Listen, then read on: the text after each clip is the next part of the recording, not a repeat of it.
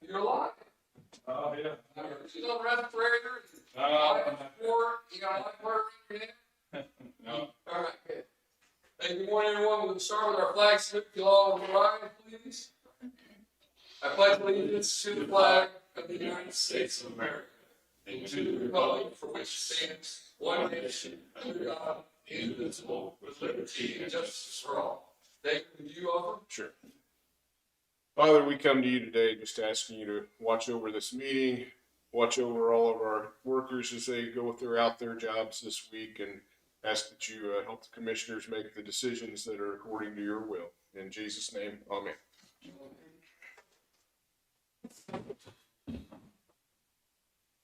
I understand Jamie's not going to be here, but he's going to be on call. On Zoom, is that right? Yes. Good, G. I'll make a motion with, I've read the minutes, I'll make a motion with approving written. Second, it's been moved and seconded. We approved last week's minutes. All in favor? Aye. Also need a motion to reschedule next week's meeting to Tuesday because Monday is Labor Day. Well, we did that. I'll make a motion and we reschedule next Monday's meeting to Tuesday because of the holiday. I'll second it. Moved and seconded. All in favor? Aye. We've got bills.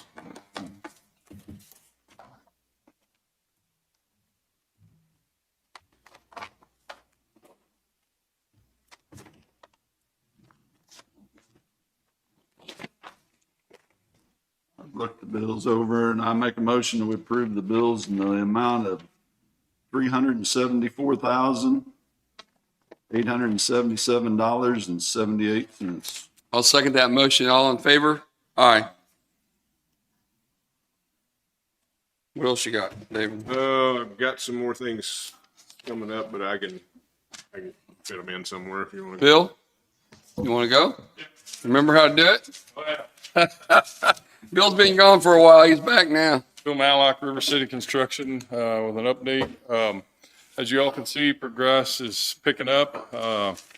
We have lots of subs on board now. We have mechanical contractors putting up duct work in the high roof areas. We have sprinkler lines going up.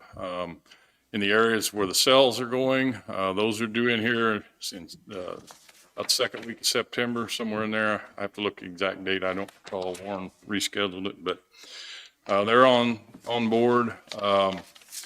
We're progressing with the low roof areas.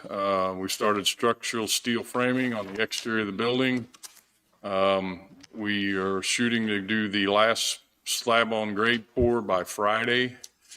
And you'll start seeing the mason, most all the load bearing block walls are up. We're working on the interior non-load bearing right at this point. And you'll start seeing some brick going up. We're going to move to the exterior and start brick facades. So, it's going to get kind of busy. Again, I want to remind people we'll be getting lots and lots more deliveries. And if we got trucks that are in the wrong place, be patient with us. Get a hold of me somehow through the city or whatever. We'll get people lined up. But we get new people in all the time that don't know where they're going or where they should be. So. And we'll get them straightened out as long as we get know they're here. But I think we're scheduled with Warren for next Monday next Tuesday to come out and see the progress. okay, great. So we'll have the commissioners and the paper and whoever else Right. is with us as a group. Is that good? Yeah. Still? Yeah. Okay. Good. We'll do that. You can come over and then we'll just all walk over together. We'll just take a break and go over there and look at everything Okay. and come Sounds back. Thanks. You got anything? Chris? I don't have anything, thank you. All right. Thank you. Thank you. AMR, you look like to be the painless part of the rest of them. Look like they want something. Hello, Derek Kavelka, Operations Supervisor with AMR. Don't have a whole lot for you because Galen's not here, obviously. His wife is sick. So for the month, we are at 66 total transports. In the last 7 days, we had 17. It's actually kind of a busy week. He wanted to know if there's any update on Station 2, the new Lacine station. Yeah, can't you see it being built? That's- I mean, it is. It's right across from Casey's. The walls are They're going up. building it? Huh? Okay. All right. Yeah, he didn't know. He Yeah. wanted me to ask, and I hadn't been up that way in a little bit. Okay. Next time you have a patient in, you're on your way to the hospital, stop by. Just look it All over. right. All right. Do you have any dates or anything on it? Nope. Okay. All right. On a personal note, this is my last shift with AMR. We have hired a supervisory replacement for me. His name is Virgil Swanson. I've worked with him. He's a fantastic paramedic, fantastic individual. I think you guys will be really happy with him. It's been a pleasure. So thank you all. I appreciate and enjoy Tucson. Thank you. Thank you. You didn't have anything? Nope. You have the sheriff's prisoners down if you want. Yeah, go ahead. He's got 16 in-house and 1 farmed out. And do you want to go through any of the other numbers? No. Okay. And he emailed it to everybody. Yeah. Doug Morning, Barlow, Doug. Fire and Emergency Management. Fire calls from August 23rd through the 30th, total of 313 calls for year. 1 motor vehicle accident, 3 grass or brush fires, 1 medical assist, 1 landing zone, and 1 false alarm in the past 7 days for a total of 7 calls. You wanted a week or two to review the paint project, so I'm just here if you have any questions or anything in regards to that this week. If not, I'll come back next week. Do you have anything? Is there any way we could get on that bid as far as the square footage of what they're painting and what the contract, what is the guarantee on the paint company? You know, you said it was a 15 to 20-year guarantee on the paint. I don't know that they called it a guarantee, and I sent you the information. I've got it right here. That's an expected life of the paint. I don't know that they said a specific guarantee. So we don't have any, I mean, for the extra money is what I'm saying. A lot of extra money. A lot of extra money. Is there any kind of warranty, I guess, is what I'm asking. I'll have to check that and read through the paperwork. We asked for a 20-year life paint, and that's what they came up with. That would get us 15 to 20 years instead of just a 6 to 12 or 6 to 10-year life. Give me a cost on as far as the square footage of each building so we can compare it with. I will come up with square footages I'll reach out to one of the contractors and see if they would give us what they figured for square footage. If not, we'll go measure the buildings. I'd like to see that if I could. Thanks, Doug. Yep. Hey, Doug, I'm sorry. I'm the one that has the beef with the cost. So you do too. tell your board that it's Rick James that has the beef with paying $80,000 to do and if there's Well, obviously, another way, what's that? we didn't know it was going to be that much. Or Yeah, I know. we'd have budgeted that. It's crazy to paint. I'm good with leaving it as it is. If you don't want to paint it, we're just trying to protect it.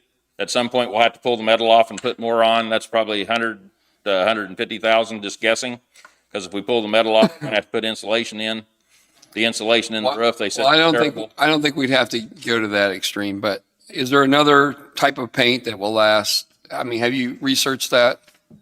No, I know nothing about paint. That's why we reached out. I've talked to 2 different contractors that didn't bid on this property, and a third one that did bid on it, that was late. And I'll talk to him later on this week, but they seem to think that you won't nobody can guarantee that long, a paint job. But if there's, and really they talked about it being probably less, but $20,000 or $30,000 less. So That's what I'd like to see, just what they figure square footage, because there's some buildings that they've got the same price on them, and I don't believe they're the same exact size of buildings. And I just like. oh, yeah. So I guess we're on 2 different tracks. With Jim wants what he wants on that, and it makes a lot of sense what he's asking, just to see these bids and see what they are. But is there an opportunity? What I want to know, is there an opportunity to go out and bid this job with a different type of? We can throw these bids out. No, I didn't say that. I'm just saying you can hold those. I didn't say throw anything away. I'm saying, is there a way that's not going to cost me over $80,000 paint around a building and not the roof and nothing else. We'd need Gary in here, but I believe we would need to throw the bids out and then rebid it with a different spec and let all the companies rebid it again with something else. I don't, Gary, if these are we're talking about the fire buildings painting.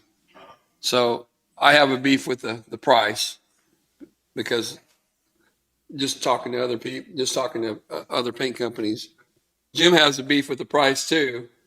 But the other contractors say that there's a possibility that there's a good possibility there's a different type of paint. It takes less labor. This requires 4 coats, 3 or 4 coats. three coats. 3 coats. And the other one would require 2. And it's just the taping and masking, the labor is what really costs a lot, from what I understand. It appears to me that, yes, labor's the Intense. significant cost of this project. And I don't know that even if we bid it out, it would make that much of a difference. I mean, maybe knock $30,000 off if that's enough to sway us to do it or not. I don't know. So my question is, can he go out and rebid this With a different product? with a different product? Sure. Can he hold those bids for those 2 individuals in case we don't decide not to? I think they would have the option of withdrawing. They would. How do we get on our bid list for this paint job? Is there, We advertised. You advertised We it. advertised it in 2 news medias, one being the Linn County News, which is our official.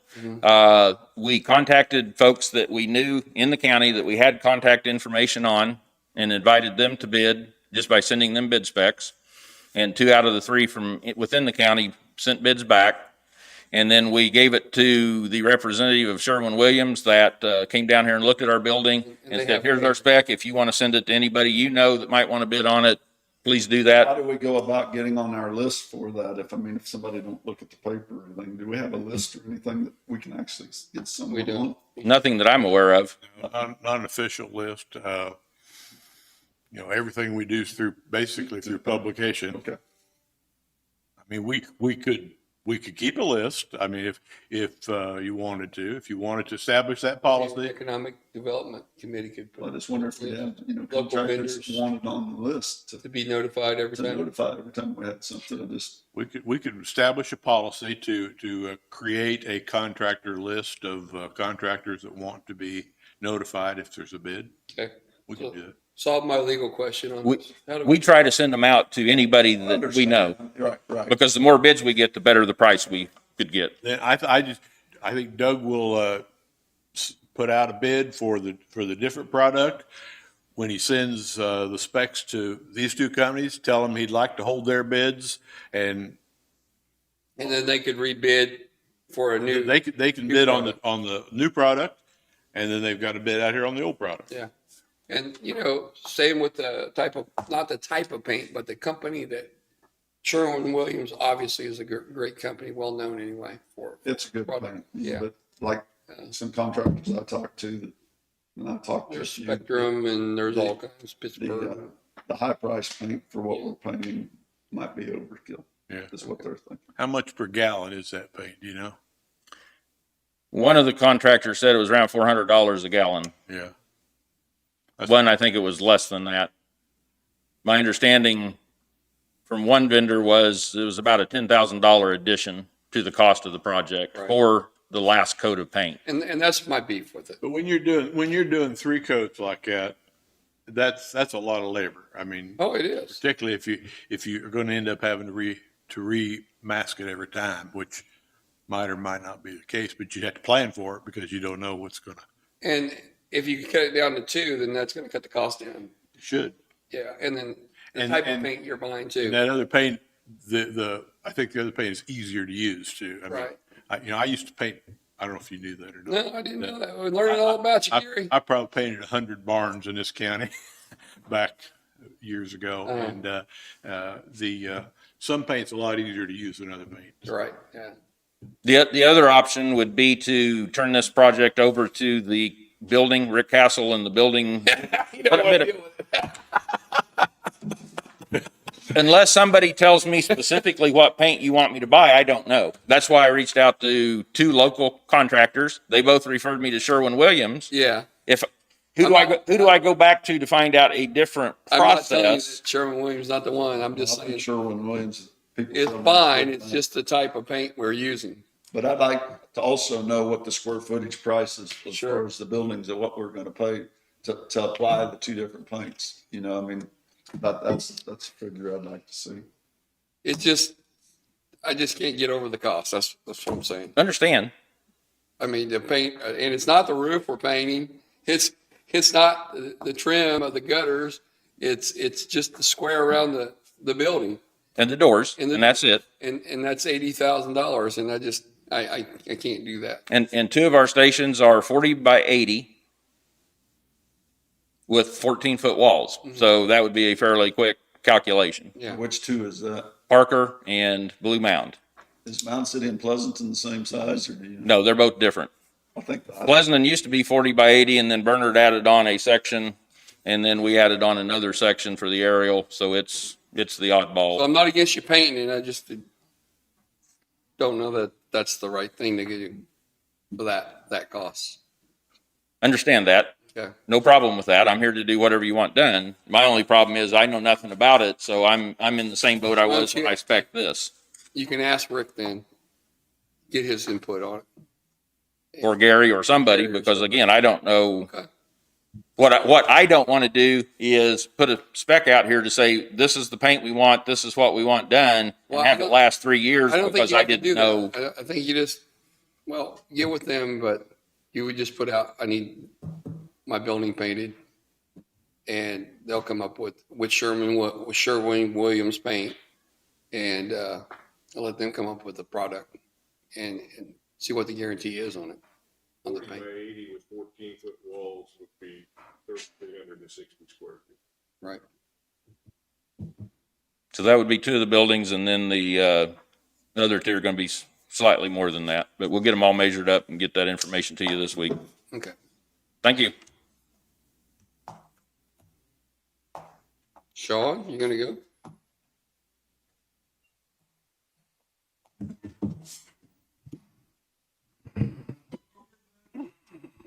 Sean West, Public Works Administrator.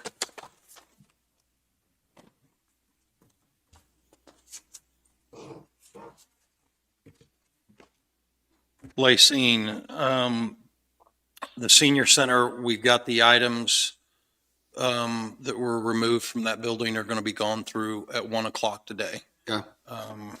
So we'll have Rick Castle out there who's on light duty, and he'll work with them and try to gather up a list of the items that are going to be recovered by those folks.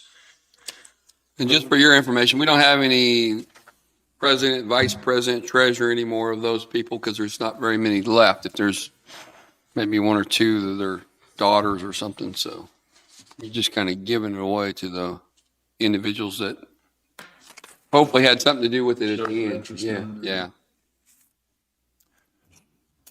The contractor was working on the bedrooms and decided it was going to be easier to pull away the sheetrock rather than recut and piece the sheetrock and match the texture on the bedroom ceilings labor-wise.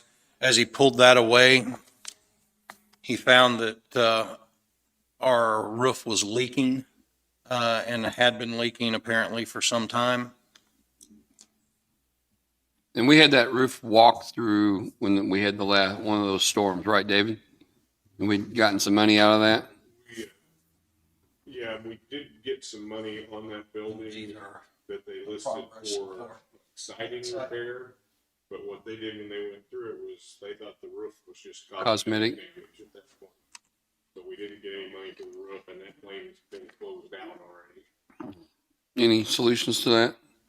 In terms of, I mean, we could always appeal it and ask, but they'll probably, since they closed the claim, they probably, how long's it been since that occurred, David? What, a year? The occurrence was over a year ago. Yeah. The claim was closed just within the last few Well, months. if it's been less than a couple of years, they might consider reopening it if you can show that this leak is definitely due to roof damage. Where's that put us on putting bids out to get it? Well, I would say that it won't slow you down. Just, You know, Document. if he's got a price for fixing it, you need to go ahead and fix it, just document it so that if you can get the insurance company to kick in on it, they will. And then we got some money out of this, like We did get 2,000 or over something, 2,000, but it was listed on the claim for, siding. And did we do the siding repair? We actually did the repairs. It's the vinyl siding on that building. Okay, so What is the cost of fixing this? I have not got bids to repair that yet.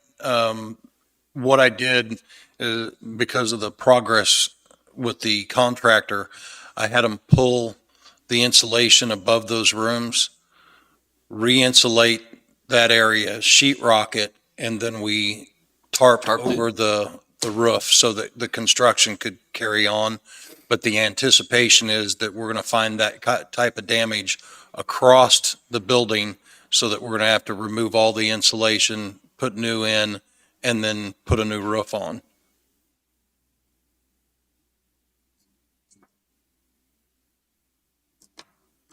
And that is it visible, showing any water damage throughout on the there, drywall? it's a textured ceiling, like a popcorn ceiling. I know, but still, it should be a water stain. There were a couple light areas, but nothing that would give really good indication that there was heavy damage or the multitude that was there. No.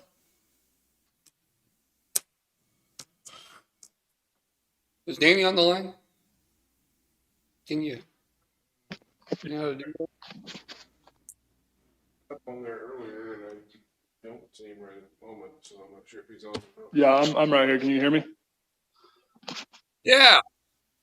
Hey, so what's your ideas on this, Danny? What's your ideas on the roof? Have you been paying? Have you had the opportunity to listen in? Yeah, that contractor actually reached out to me, and I told him to get a hold of Sean, and I was like, he'll probably just have you rebid it and kind of see what that's going to cost. I don't know. I mean, do we just open it back up, or we just let him fix it, or?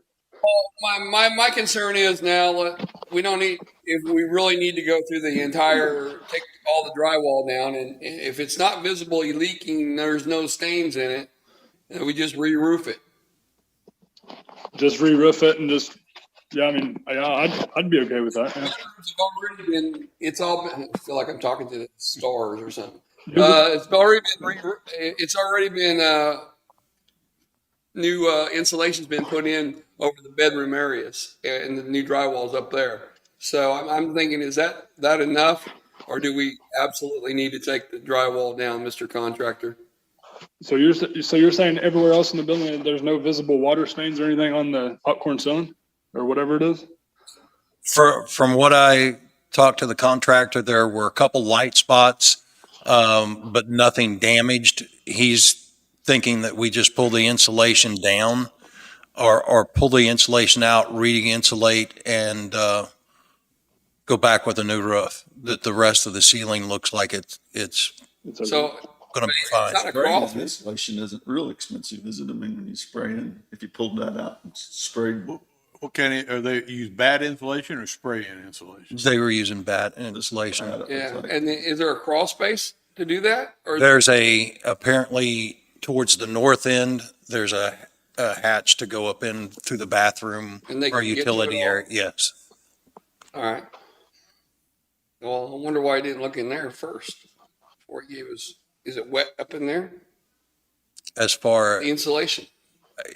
you can see it from down below when you pull the sheeting away. I don't know what you can see from above.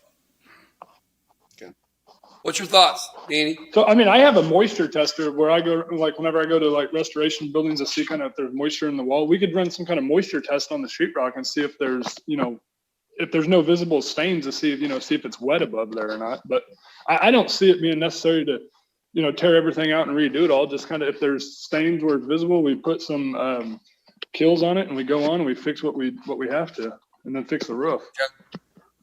Just put kills on where. If you find some stain, why don't we do that? Once you get a bid for the roof to redo the roof, okay? Is my thought, and then it's got to match up with the new breezeway anyway, right? Correct. So it'll all be done. It's an emergency thing. Do we need to go out? We and pay could, for it? since he's already working on that project, and this is the result of damage that we found, I think it's justifiable to pursue the sewer. If there's, But if you want to just want to go out and advertise and do there's bid a on the local roof. guy in town too that at least bid on it to see if this guy's within reason. Well, yeah, there's nothing wrong with, because at least the roof is enough of a separate project that somebody else could do. So I gave you the name of the guy that's in Lacine, has done a lot of roofs and he's known in Lacine for that. And if there's anybody else, I don't know, but that's the one I know there, and see what the difference would be, if there is a difference. Okay. Get it back with us next week on it. The lost date on this, I was just looking at the claim information. The reported date was May 4th, 2020, and it would have been within a day or two before that, I think, when this happened. So, Well, there'd be nothing wrong with us getting the bid, documenting the damage that we've got, and then appealing and see if they would reopen it. I mean, they may or they may not, but I think we definitely should try it yeah. for that. Take some pictures of the roof when you get up there. Okay.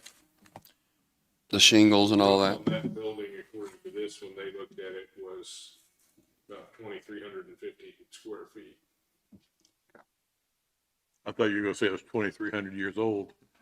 I was looking to show the page, but I didn't find them there. Okay.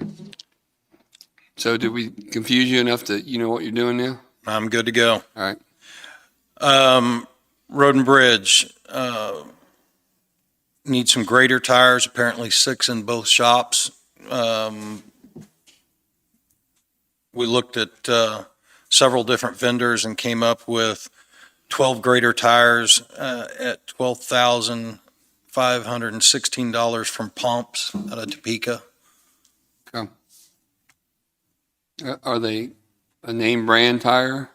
Apparently we've purchased from them before, and there's 2 different vendors from that company. We use one out of Topeka and one out of the Joplin area to bid them. Okay.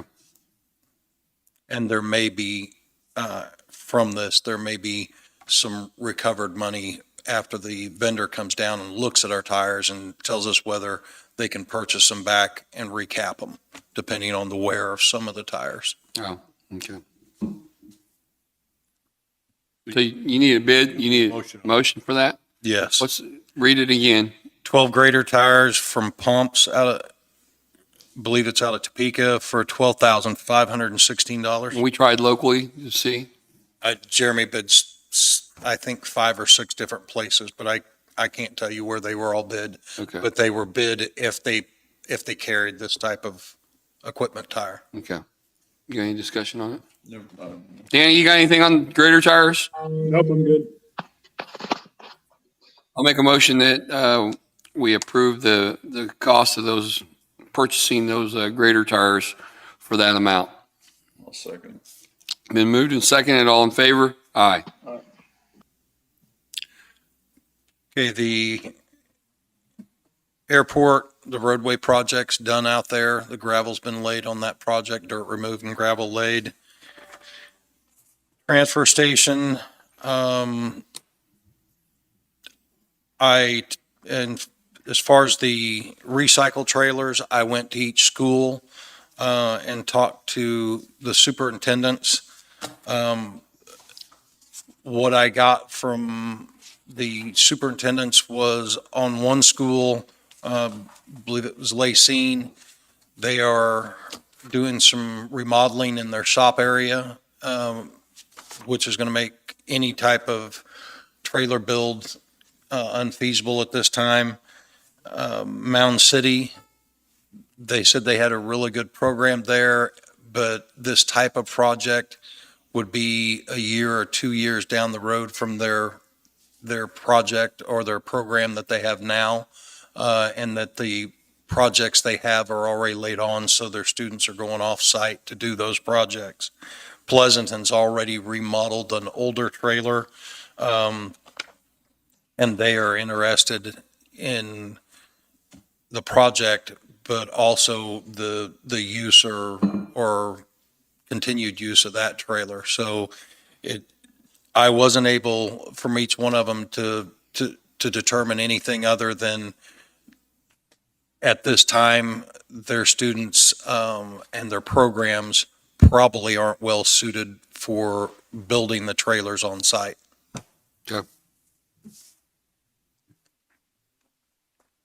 So what's your next step?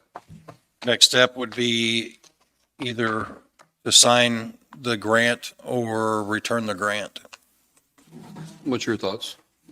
I don't know, I think if it's gonna do it, we might as well take the grant and go on. I mean, You got the grant with you? Danny, you got any discussion on your trailers?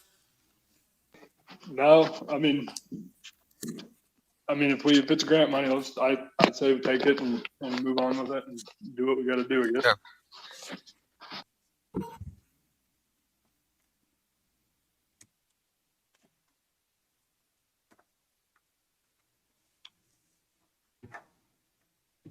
There's 2 copies that need signed.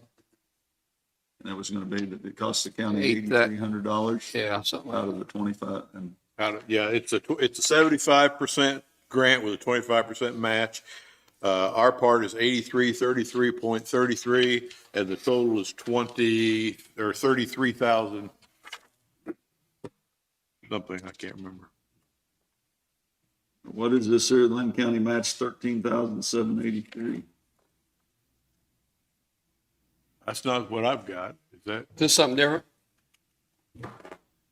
That's the breakdown. Grant request 25,000. Does 36% of the project. That's different than what you told us. And that number, The draft I've got says 8333. Is that different? that's what we were approved for. This is what we applied for. But the approval that we're asking for is the 83. Is that what I'm you're getting ready to try to make me sign? As soon as I find the signature blocks, which I probably should have marked before I got up here. No, these actually, once you approve them, only require my signature. So Here's the signature right here. Here's one page.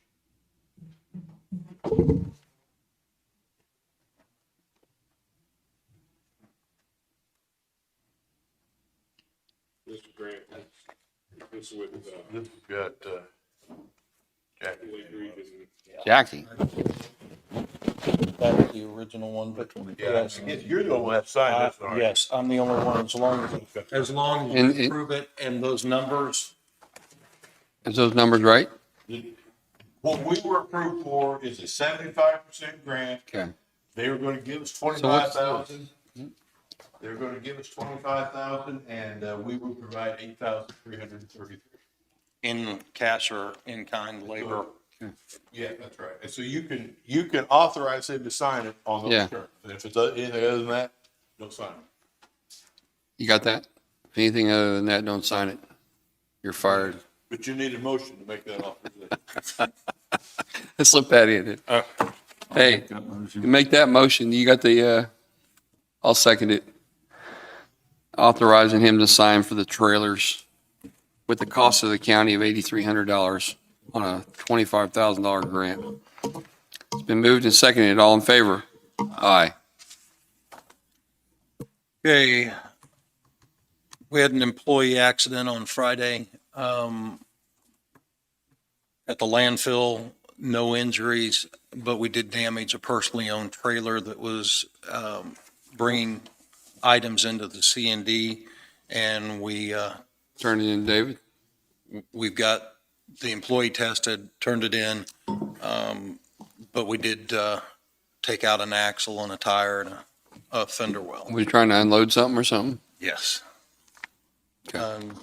And that's my question, because I'm not for sure what the policies are in the past. I'm not for sure what an axle, a tire, and a fender well is going to cost us. But if that's something that we need to review or look at as to whether or not we should continue using equipment to unload trailers. It is a service. It's a service to I our, know, but it's to our something, customers. it's needed though.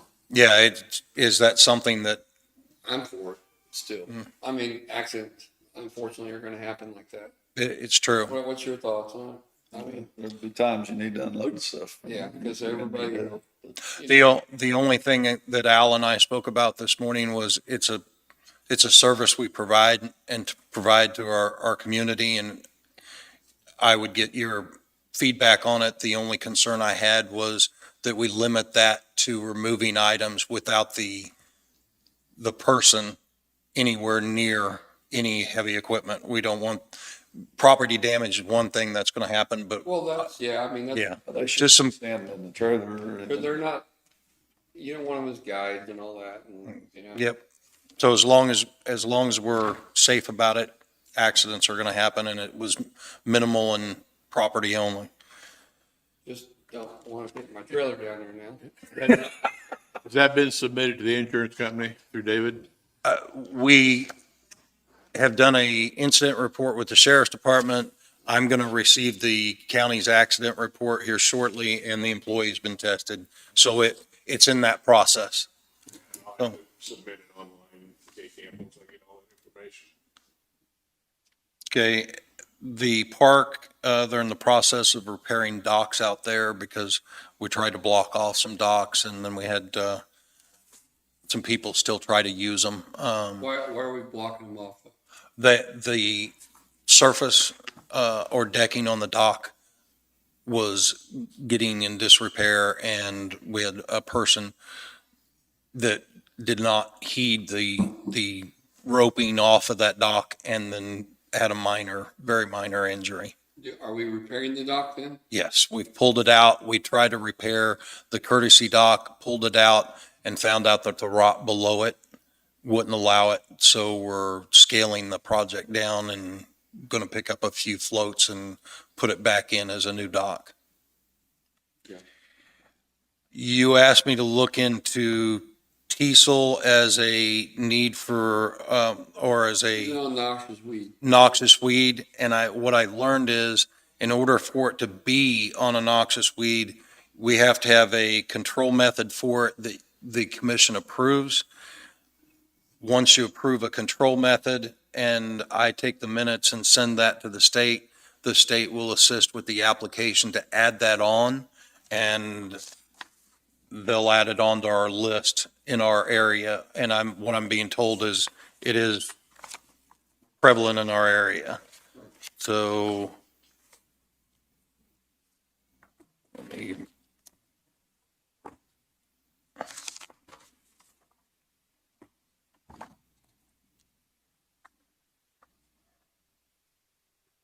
these are the items that I, This is on Jim's property. those are the items that I was sent photos of, Right. from the lacing area. And in order to add these two types of teasel to our list, Do they recommend what's controlled?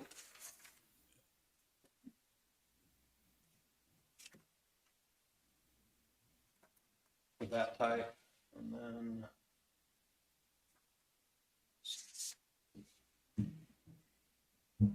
Okay. I'm being told to add that to our list so that the citizens can get a cost share back to it.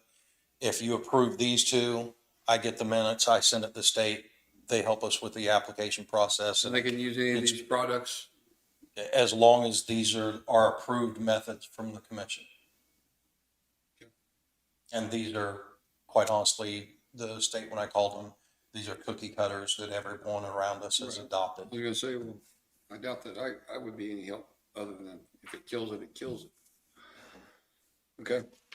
So what do you need from us? What kind of motion? A motion, To approve that control method and to apply for the addition of that weed to our noxious weed list. Does that sound right? correct, to approve the David. control method for cut leaf and common teasel.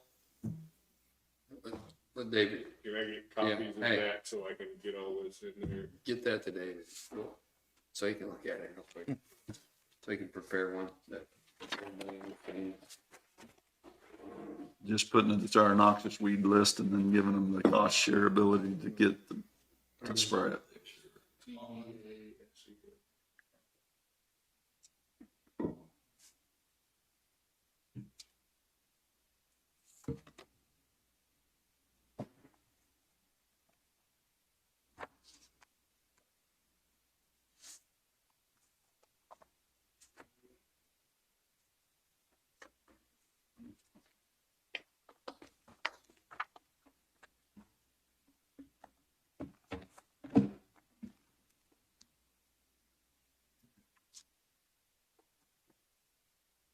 Okay, so what I have is move to approve wet leaf and common teasel to the county list of noxious weeds and to approve the official control methods for teasel.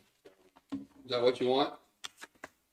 As long as it's the control methods as attached, or however you do that, Yeah, or listed, as long as it's defined The that control those are the methods methods. listed in the application. control methods for teasel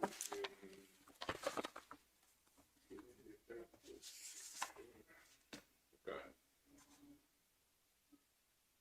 Can you read it one more time? All right, so I have moved to approve adding cut leaf and common teasel to the county list of noxious weeds and to approve the official control methods for teasel in the application. That's my motion. I'll second. Been moved and seconded. The discussion is, can they start getting cost shares once it's sent up, or do we have to wait for something? I understand that once I send up the minutes, the approved minutes, so you're gonna have to approve the minutes next week. I send those up. There's a application process, which actually is, they fill out and shortly thereafter will be on the list. And Tammy, is that correct, the one doing the cost shares? She is doing the now? cost shares now, yes. Okay, so they can come in and get their cost shares that way. Correct. Been moved and seconded. All in favor? Aye. The next thing is a agreement for a grant of easement. Gary's reviewed that already. This is, there's a lot split done, and when we do lot split, we require that they grant additional right of way. We're trying to get all of our road right of ways to a standard size. And so it's just a standard thing that we do whenever there's a lot split where the road easement's less than 70 feet, so. Right. Was there a lot split number associated with that? Or? I think so, but I can't remember. Is that it? Yeah, okay, number, is that LS 21-04? Yep. So what your motion will be to accept the grant of road right of way. That's my motion. I'll second it. Moved and seconded. All in favor? Aye. Aye. There you go. David, yeah, once you sign that, David will need it to record it.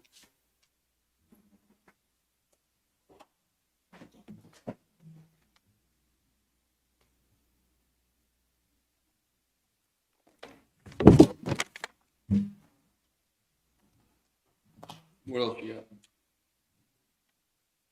Have a request for dumping debris assistance in Lacine. This involves a property at 116 North Fifth Street.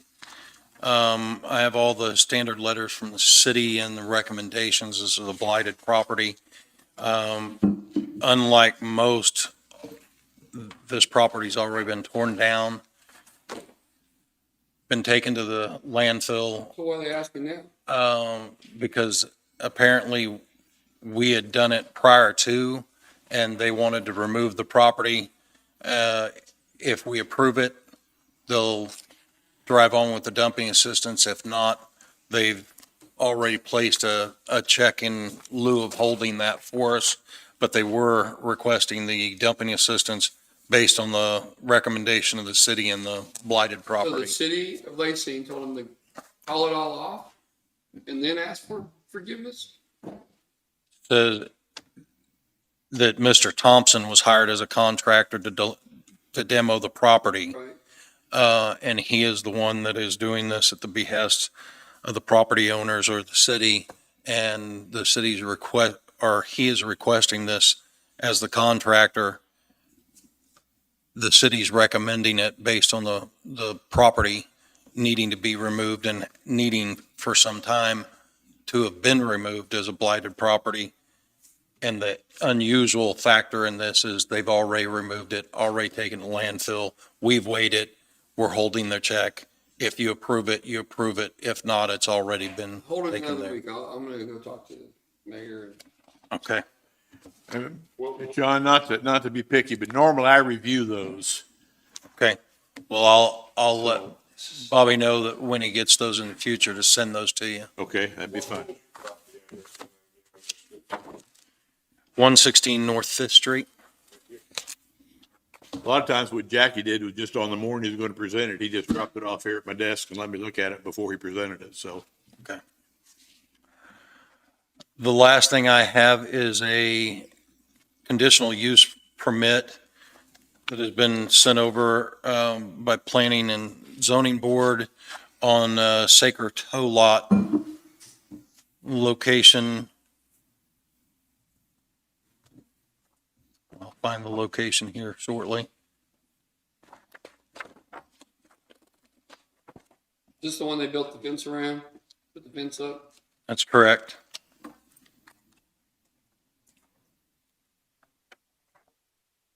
That's you guys, right? It's out of the city limits, but close to the city limits, is that right? Yes, it's close to the city limits or surrounded by both county and city properties. Any residential area, any residential homes around close?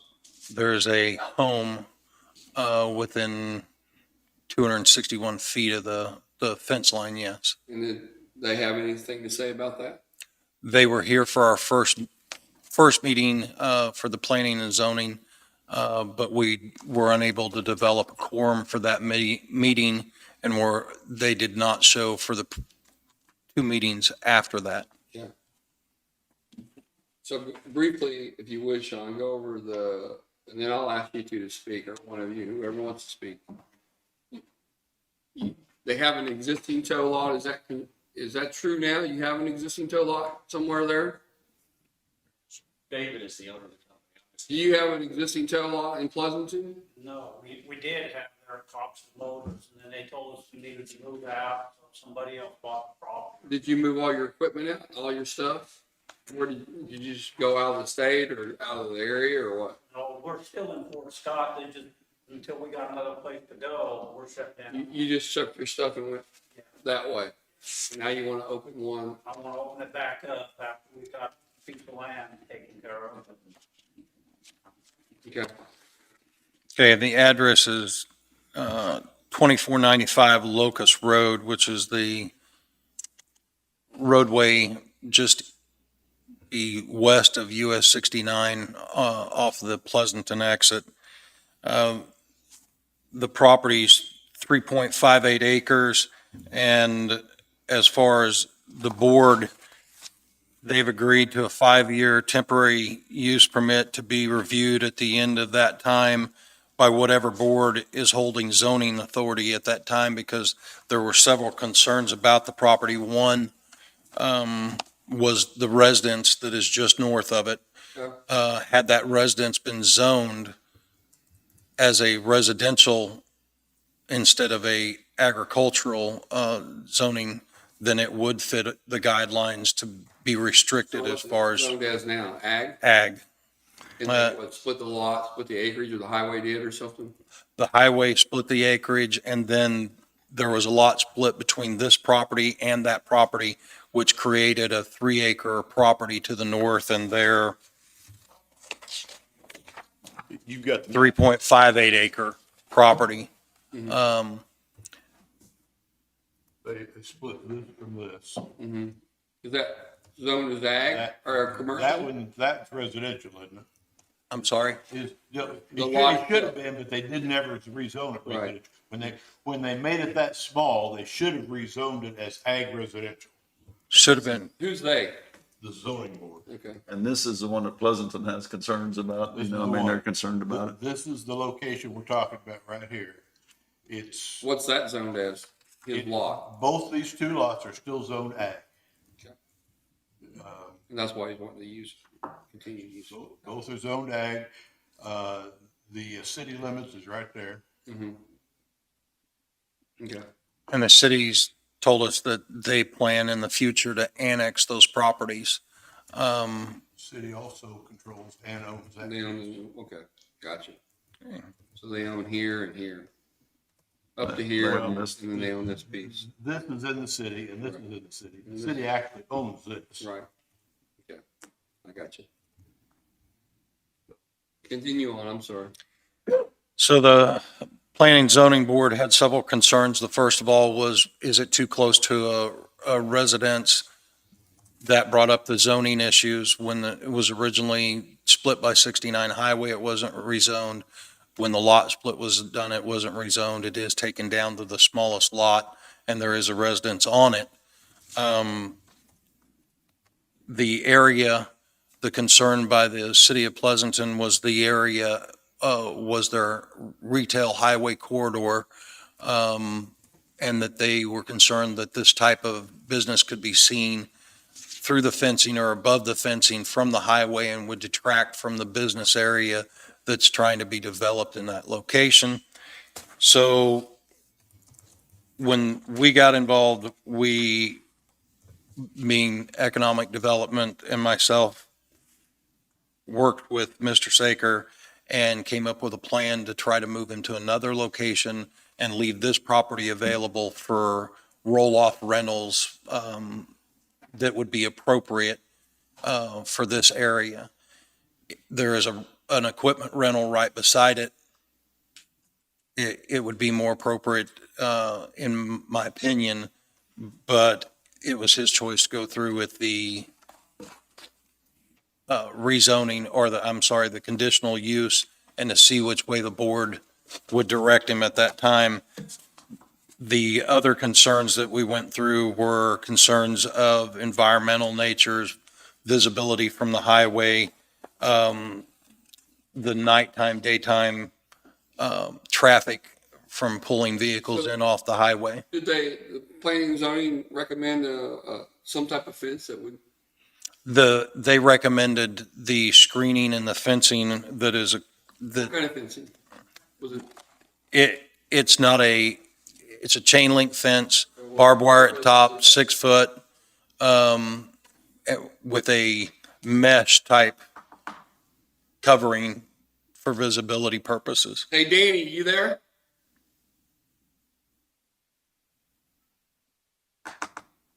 Is he around? Is he on the, you don't know? His area. The city of Pleasanton, did you give them copies of what the city of Pleasanton sent in terms of their recommendations and what they would like to see done there? I was given their zoning, but I was never from their board given a recommendation. I requested it, but they held it, waiting on the process. I had received an email from City of Pleasanton last week, and I think they wanted to come over, have someone here to comment on this, and we did not have a time scheduled.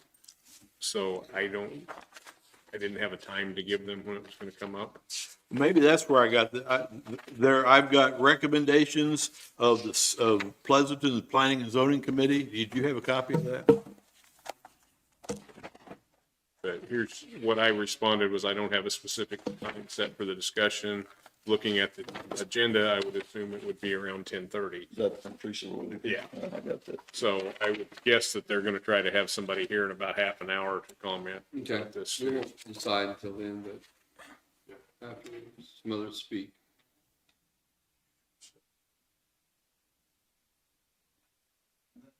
Hey, what was the alternate site? Is it in the industrial park? Correct. Okay. And have you seen what we had offered? Yeah, I wasn't 1,300. Why don't you come on up and state your name and give us whatever you want to talk to us about on your soapbox. Sure, that's fine. Say your name so we'll know for the record. My name is Greg Schick. I'm the owner of the property. Our corporation's the owner of the property. So I had the discussion with Sean about the property over at the industrial park.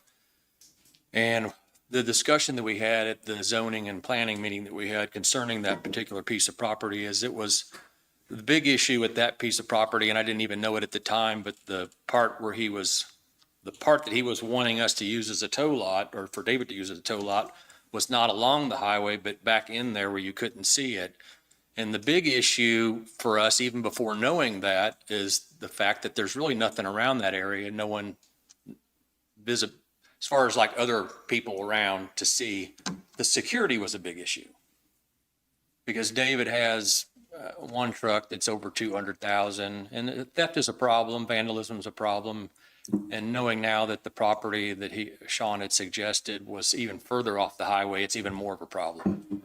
And we didn't even know that at that meeting, but that was discussed in detail. It's not that the industrial park probably wasn't a valid option, but that there was no way to secure the property even with the fence. I mean, I explained one of my experiences I had up in Kansas City with Santa Fe Tow. When I wrecked my truck, they towed it into their tow lot off I-35. They had 10-foot tall fences that were screened, said nobody could get in there, but yet the next day when I went in there, all the tools in my truck, my floor mats, my brake controller were stolen out of my truck. Theft is a big problem when you have a $200,000 piece of equipment, and that was just one of the pieces of equipment that would be there, is a problem. It's not an answer. That's not an answer for David to want to take a gamble on. And as you know, semis are expensive to fix, so that's our big concern with that piece of property. So, I mean, we discussed a lot of these issues that Sean brought up in great detail at the previous meetings, and I think David and I have come to every meeting and sat and listened and tried to, answer any questions and have been willing to work with the city. We were supposed to have him. How is that working with the city? Well, I stopped up there personally to meet with the city manager. I think her name's Teresa. Okay. I believe. And she wasn't there the day I came up, and then she did call me, and we were supposed to meet again after they had a planning meeting, which was like the following week that I stopped up there, and she never called me back after the planning meeting. What was the planning meeting going to do? Concerning the zoning, what the city was going to try to work with us on the lot, this particular lot. It's in the county though. I know. Okay. But they anticipated getting it in the city, and so we were willing to do landscaping. We were going to make sure that it was appealing as opposed to if you haven't drove by the location where Cox Motors is, it's a mess. I mean, that's not what David's is going to look like. I mean, that's not very professionally run. And as a property owner, the person that owns the property, I'm not, and I said this at the zoning meeting, I'm not going to allow this lot to look like what the lot at Cox Motor Company looks like. I'm not going to allow it to happen. I have agreed to rent this property for very little money to try to help him get a location. It's the best location we could find at this time. And we've been really working on this for like 6 or 7 months and have tried to be really patient. Have tried to work with the city, have offered to do landscaping, put berms in, whatever might distract and make it look to where it's not, like a wrecking yard, which we took and brought pictures the last meeting we had. And the visibility from the highway, we had discussed where we would place wrecked vehicles. Most of them have to stay there if they're involved in an accident. Due to, the sheriff's office requires them that they stay until they do their accident investigation, or the highway patrol has an accident investigation, then the vehicle can be moved. So some of them, if they're wrecked in Linn County, have to stay in Linn County.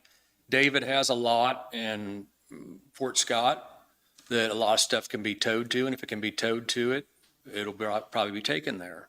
But if it's an accident, it's going to have to be parked there. And so we discussed how we would put vehicles in there where they would be up against the screening, because line of sight is what we're talking about from the highway. And we took pictures and had a car behind the screening, a truck behind the screening, and you're not going to see half of the lot with something parked behind the screening from the highway.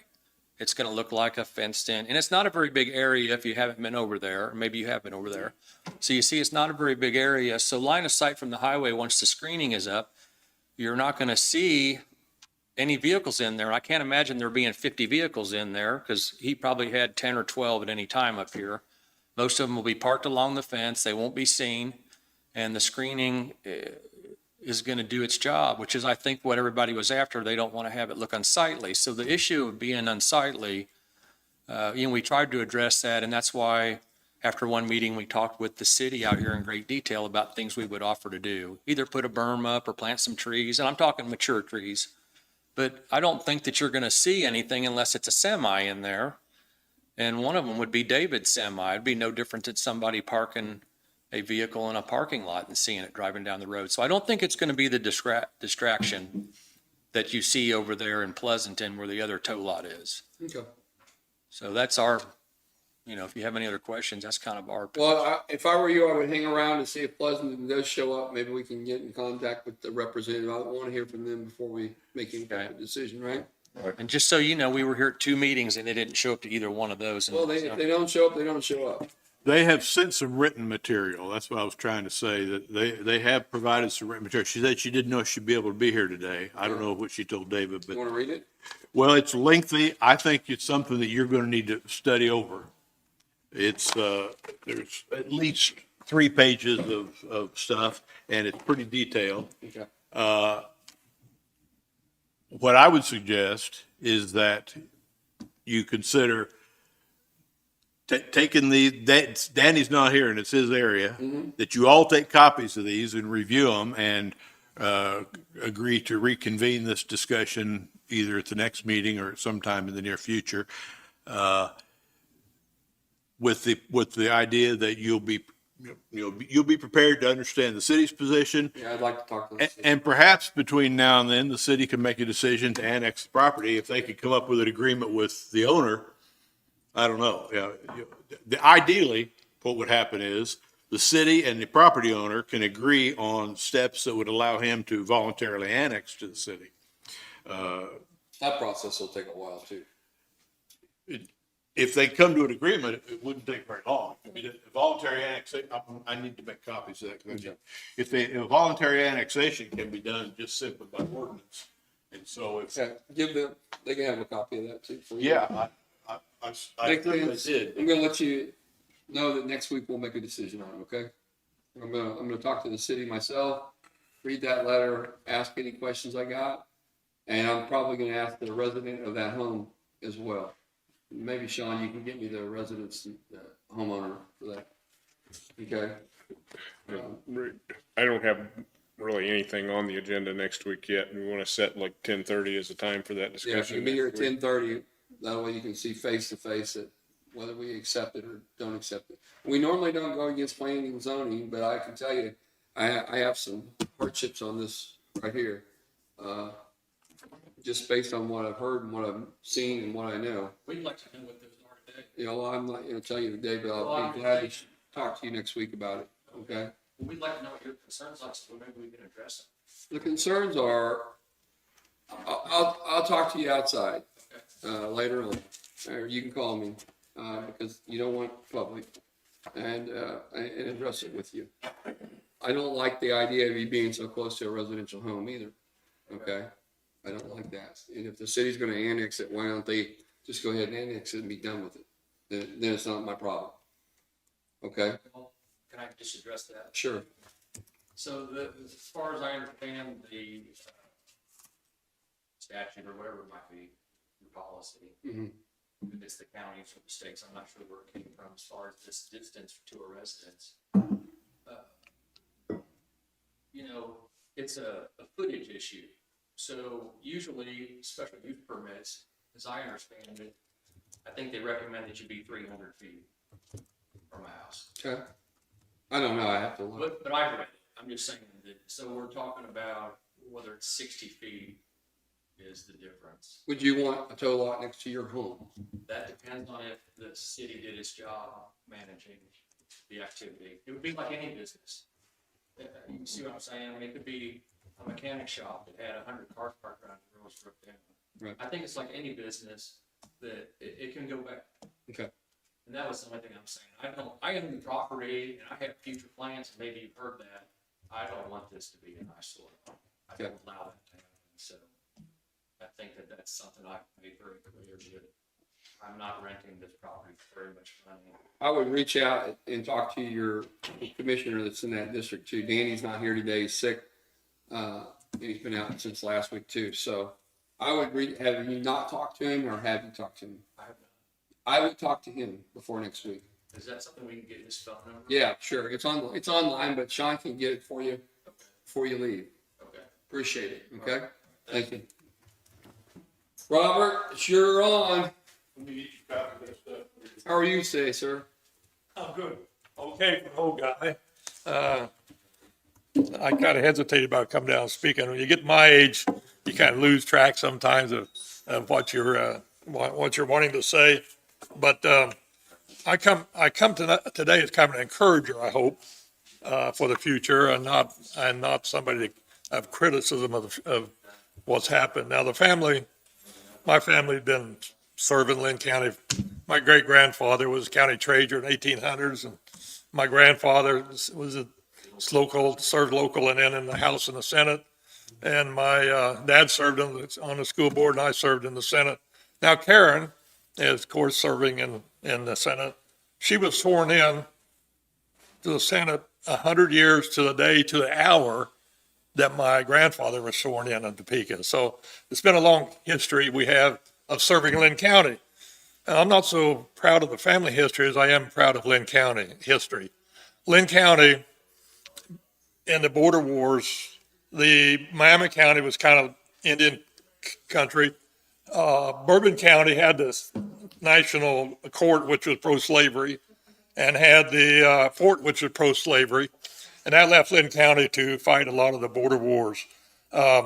We had Montgomery here, and we had Lane, who later served in Washington. We had John Brown fighting here. They built little forts around their houses. They hid out and tried to fight the best they could.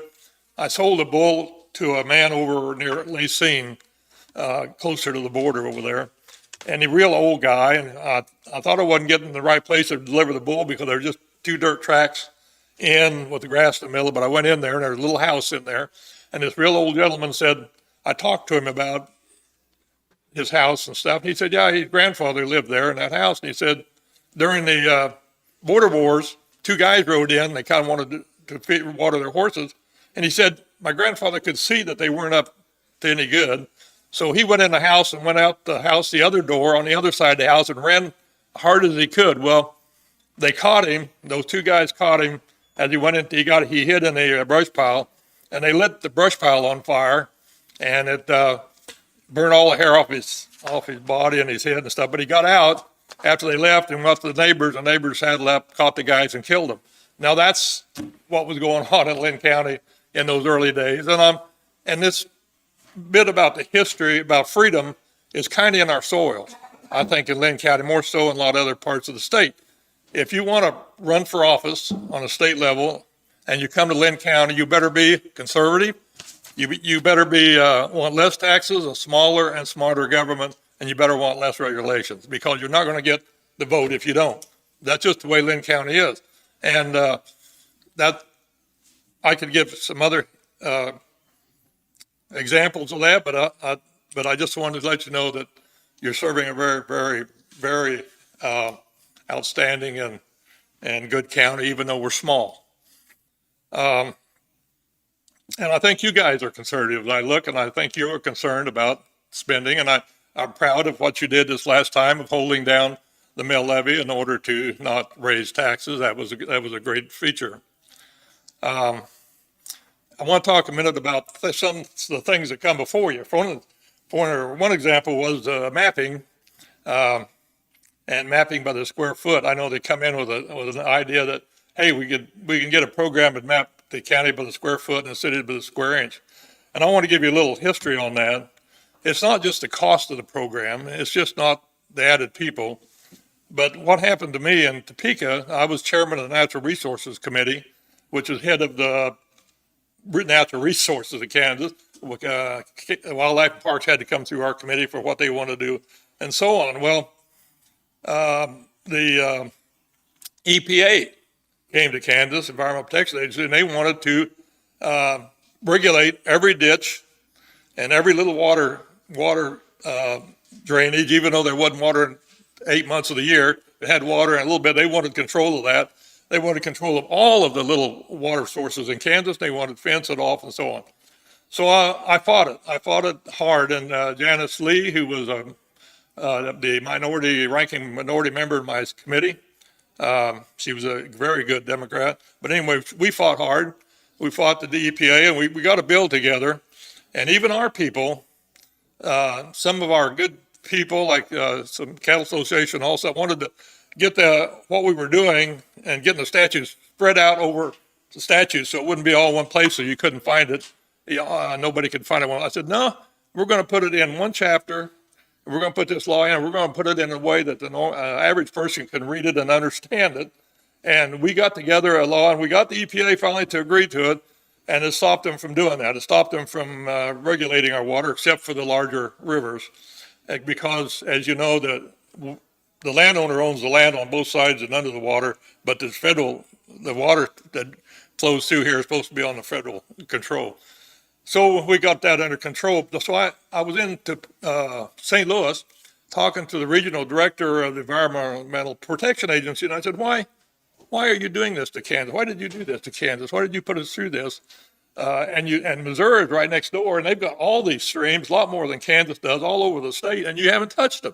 You haven't even brought it up to them. And his answer was, it's because you had the information available. Kansas Department of Health and Environment had mapped out all those streams and stuff, thinking it would be a service to know all this stuff. Well, the feds picked it up, and they were going to use it. Now, if they didn't have it, they don't know it would mess with us. So I'm thinking, if you did something like that with a program and mapped out the county by the square foot, you got to realize that that's probably going to be used by the feds or the state, and that's not a good idea, but especially with what's happening with the new Green Deal and all of the socialism that's going on right now in Topeka. So I would be careful about developing a program or programs that could be detrimental to the freedom of our people in the future. Talking about mapping, I got a little thing here called SPOT. And I spent a dozen years after the Senate in Wyoming. Linda stayed on a little small acreage we had there. But I spent my time on Thunder, my mountain horse, and my one-eared pack mule, Reba. And we spent a lot of time in the Wind River Range of the Wyoming mountains, weeks at a time. Well, I had some encounters with grizzlies, and a moose ran off my horses, and I had all kinds of problems. But this little spot, I bought it for like $100 and $50 a year to keep it going. And I give the information to this company for like 9 different email addresses. And it had to be, I couldn't change the message. I had to put a message on there, and that's what they sent out every time I pushed a button. So I would go and set up camp and back in the mountains.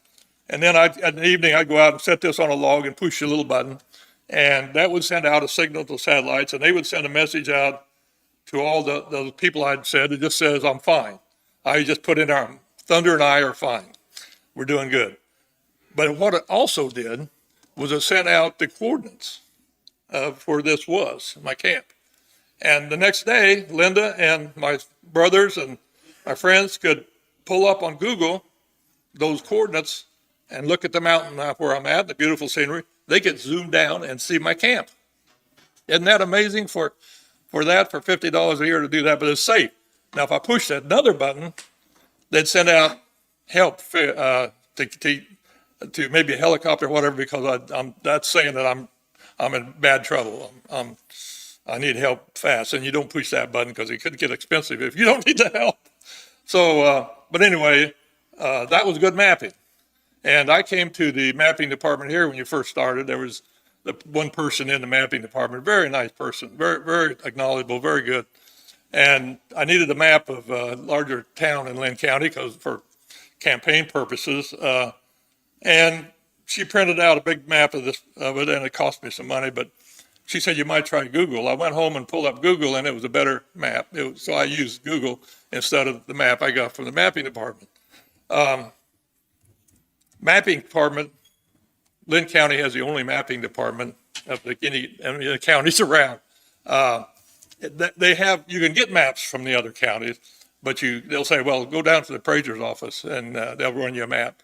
And Miami County said they had a mapping department, but when I asked how many people were in it, they said, oh, there's a lot of people down there doing a lot of things. So it wasn't really a mapping department. It was a department where you could get your maps, but they had other services that they were providing. Okay, now what, we're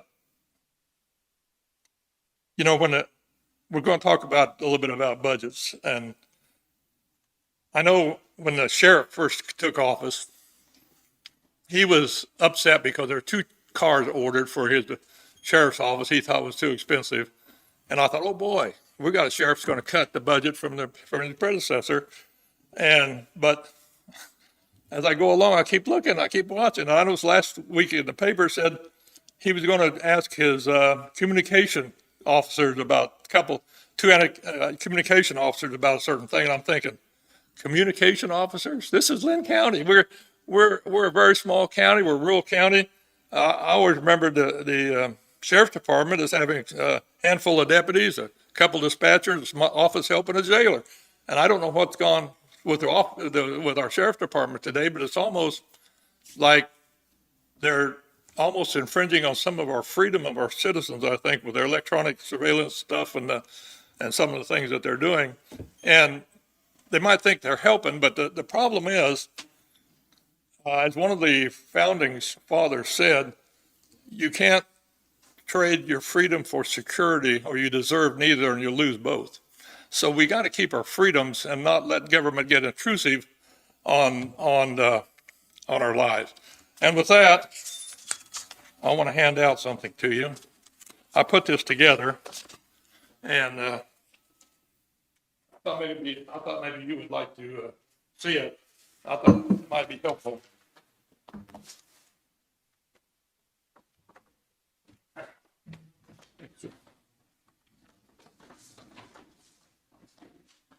I'll explain that a little bit. I looked at the 6 counties, and that's not my data. Over here to the very far right, I put on there population data, and I show you where I got it from the state. And the municipal budget data, I show you where I got that from the state. And for instance, Allen County, budgets for all funds is literally every dollar going through the county treasurer. And then the next thing, it says budget all fund less business. That excludes business type funds. That is like solid waste, where a county is collecting monthly bills from customers who are essentially acting as a business. So that doesn't really count, I think, as part of the budget, because they're getting reimbursed for that, not really costing the average citizen. And also, I put up there, that little asterisk and a dollar sign, and it says budget all funds per resident. That's really budget all funds less business per resident. And what I did is I divided out a population by the all funds budget less business, and came up with how much spending per man, woman, and child in the county. And if you notice there, Linn County has spending more per person than any of the other counties.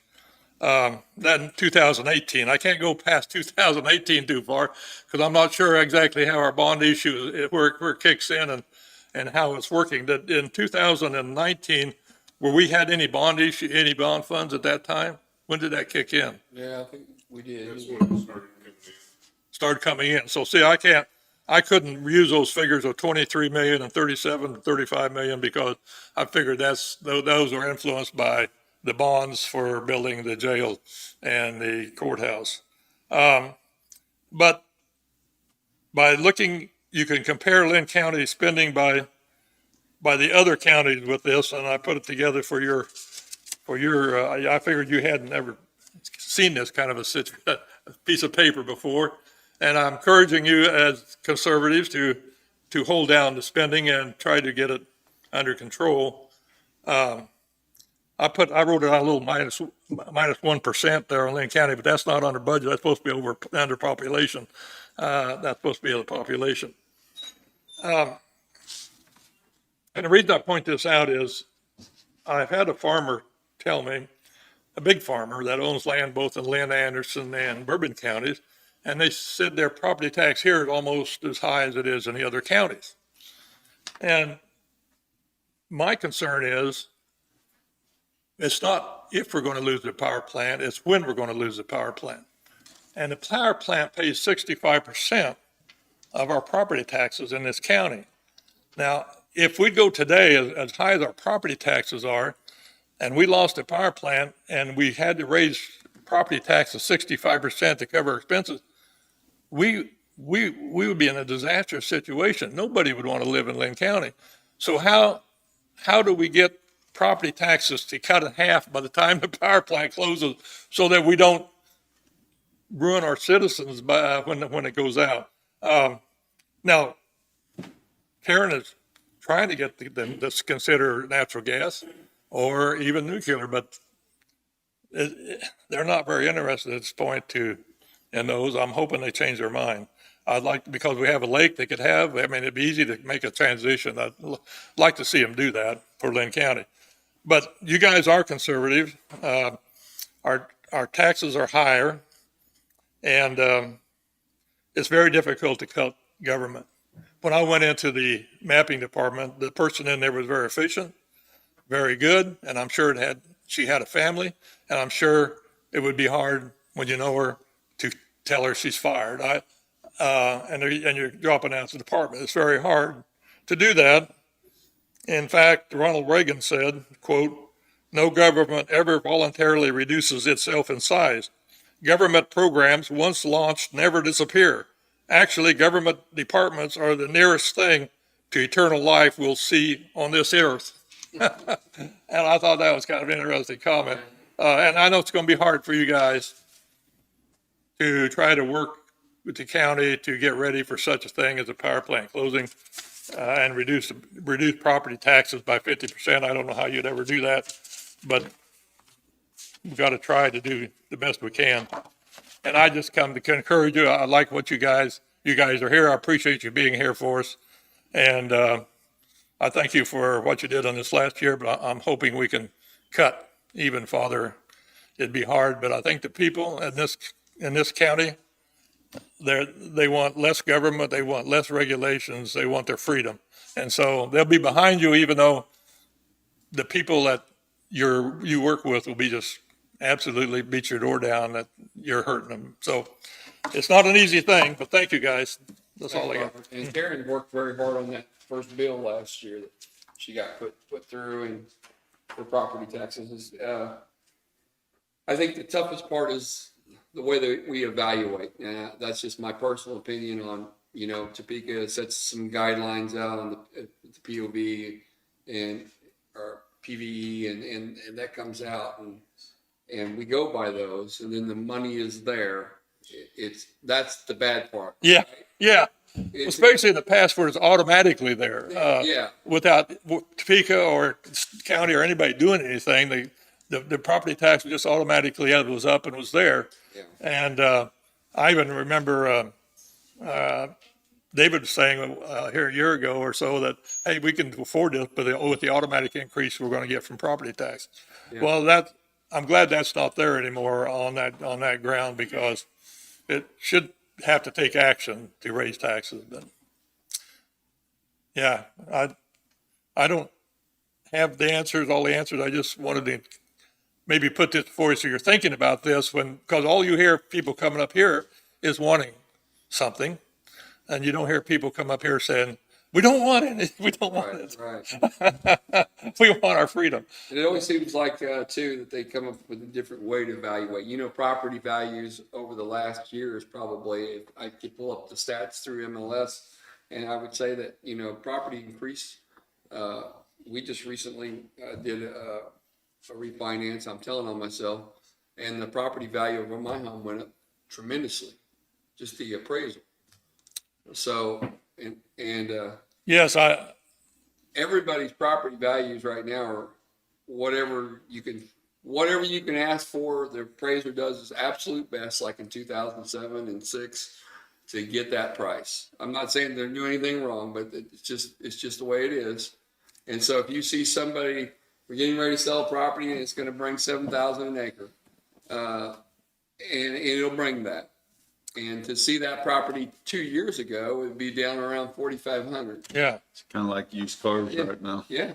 Well, I think people, some of the wealthy people seeing inflation coming, we had 80 acres up with us that they put on the market, I think at 3,300. I think it was bid up by a couple people, almost to 4,000 an acre. So, above what the asking price. So, yeah, with that going on, it's very hard. Plus, the appraiser seems to have the ability to even know what soil types are in the different Sure do. properties. And, and even though a farmer, he gets my age in the 80s, and he decides he just can't do that anymore.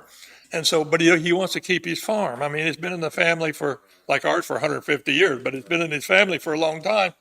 But he wants to live on it, but he really don't want to farm it. Well, his property tax just goes, they're driving him crazy. He gets to a point where he's not going to be able to live on the property. Yeah. Because the property tax has driven him off, even though he has no income from that property. But So we need to find out a better way that, it's a better way to evaluate property, maybe a different formula, or I don't know what your thoughts is. I know you've spent a lot of time up in Topeka, and you've got Karen at your ear, but it just seems like the system we have now, even with the bill that Karen's passed, and I know she continues on, she's always going to be working on property taxes because that's one of her things that she really doing that. she's real proud of that because there's, Should be. I think, like 50 counties in the state that held down their mill levy, put the mill levy down and didn't raise their property tax for the first time in years. So it did make a big difference. I was over half the counties. But then I noticed Miami County voted an 8% increase in their, and people having a fit up there about that. So, it's just trying to get control a little bit of runaway spending, but, well, I don't want to take up all your time. I just come to give you some information and say thanks a lot for what you do. Thank you, Robert. Thank you. Senator. Well, there's a whole crew back there. It's getting more It's and gonna more. get ugly. You've been sitting here all morning. I know what you probably want to say. Come on up here and say it. And you didn't bring any guns or anything, did you? Am I supposed to? Go ahead. It's not going to be that State your bad. name. Jane Auger. Okay. And I wanted to, since the last time we talked about doing the traffic report on 500. And I was just wondering if that's been complete. It was, I believe it We sent was. you a letter last week, did you not? Where did you send it to? Whatever address the county had for you. Johnson County address. I've never received it since, It was probably Thursday or Friday when it went out, so it just may not be there yet. okay. But the decision was made last week to deny your request. And does it say, may I ask And why? ask them, they decided. Sure. Well, I'll tell you what, I've talked to the landowners around you that use that road, and it puts a few people in jeopardy as far as farm equipment to make the turn up off Lee Road and 52 Highway. And that was the issue? And that's the issue. I'm not going to, I think that's a blind corner myself. And if we'd have tractors and combines coming from the west and they have to slow down or turn on that corner, and it's a blind corner, and I chose, I don't want to close it down. It was voted, ma'am. It was voted 3-0 that Okay. all three commissioners voted. I was just concerned because I had talked to that same landowner and he said he could use either entrance, no problem. He did tell me that too, but I Okay. tell you, it's, Let me also point out that the state expressed some concerns about sight distance on the remaining access to the state highway if we close that, the one that you're asking. Is that verbal or in writing? I didn't talk to him, but Sean did. Is Sean here? Didn't you say the state expressed some concern about sight distance on the remaining? They would recommend that we do a site distance study and a radius study for the turn before considering anything further. Okay. Okay. Okay, so the road is remained open. It is. Okay, so there is also a hole in the bridge, and because of safety concerns, the residents would like to have the hole in the bridge repaired. And so is this the format to go to that for? It is not. It Oh. is, just walk in there and they'll do a report on it Okay, and then they'll work on it. okay, And if you have concerns over it, nothing's ever fast, and sure. just, get back. You can call, he's in your district, right? You're in his. Correct, yes. Just give Jim a call, or you can give me a call. It doesn't matter who you call.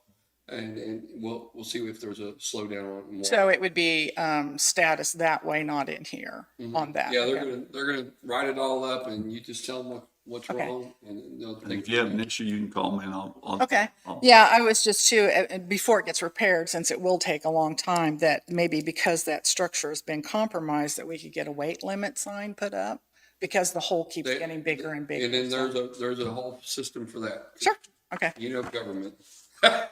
You know, I'm learning more and more about it all the time, so All right. yes, thank you so much. Thank you. All right, who wants to talk? Looks like somebody wants to talk. I can talk with Flemington on the. Stacy, is Stacy Reagan here? Come on up real quick. I'm sorry, we got her on the schedule. No. She's got nice things to say, I bet. Come on. Things to say. Do you want to talk? Yeah. We're from Linn County Conservation District and Natural Resources Conservation Service offices here in town. We have a couple new employees and we'd like to kind of give you an update on what the district's been doing. So Okay, go ahead. one of the things right now we're working on for the Conservation District is our cost share program, which started with the state funding of 2022.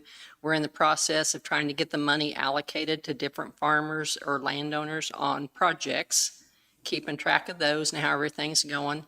And then also next month, try to get out to, we don't know if we'll be going to the schools, we do the conservation programs, and trying to meet with the schools or get the info out virtually or however we can. We do have a new district manager, and it is Stacy Reagan. I'm going to retire the end of September, and she's going to step in. She already has. And then we have with Natural Resources is Ryan Ferguson. We're Right. glad to have him here. So let them kind of give you an update if Stacy has anything. I think you said kind of what we're doing. Okay. Okay. You want to give an update? Well, so like Karen said, my name is Ryan Ferguson. I'm the district conservationist now for NRCS. So, yeah, I've been here since about first week of July. Just been really spending my time getting caught up on current projects, working with some landowners and farmers, ranchers that have active contracts and projects going on, and getting caught up on the workload and everything. And we don't really have a sign up for any particular program ongoing right now. We do have the availability for landowners to come in and apply for EQIP through the end of the calendar year. And then next year we'll start again with our stewardship program. And so Real briefly, for people that don't live on farms but live in towns and may not know what you're talking about. Yep. As a district, what do you do for the ag farmers and everybody? Yep. So like at NRCS, we have cost share type programs that are funded through the Farm Bill.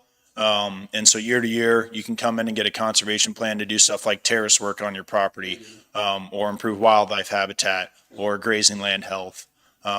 Pretty much anything conservation wise that you do on a farm or a property, we've probably got some options to at least help you with the conservation plan. Is If this not federal funding or state funding or both? federal funding, there is also a state cost share program that the district works on.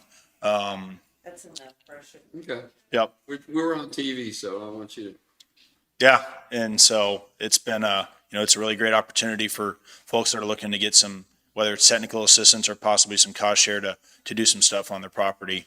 And beyond that, hopefully looking forward to doing some outreach type events, both with the district and possibly other partners like K-State maybe in the future. So we're going to kind of be in touch with people in the community hopefully and get some ideas and hopefully be able to provide good assistance to the folks that are wanting it and needing it. So yeah, I'm glad to be here for sure.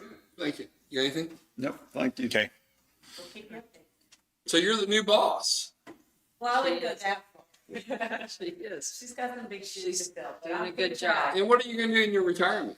I have no plans right now. Just been away from home for 38 years. It's time to get back. You won't know how you have time to go to work. She'll be back. She'll be back at some job. Well, thank you all for coming in. Thank you. Teresa, you want to talk? No, I guess no. You got the opportunity. State your name real quick. Teresa Whitaker, the city of Pleasanton. You have the opportunity to talk to those two gentlemen outside, Sagers. Somewhat, yeah. Okay. Yeah. I just wanted to let you guys know the city's stance on it. This property initially was supposed to be annexed. Our annexation process halted for a little while. The intent is to still annex that property. But based on our highway overlay zone, and that is in our commercial zone, that property doesn't fit that design. We're more concerned about a couple of things, and that's the fact that that's right next to one of our sewer lift station, or to one of our lift stations. And our water is pretty important to us.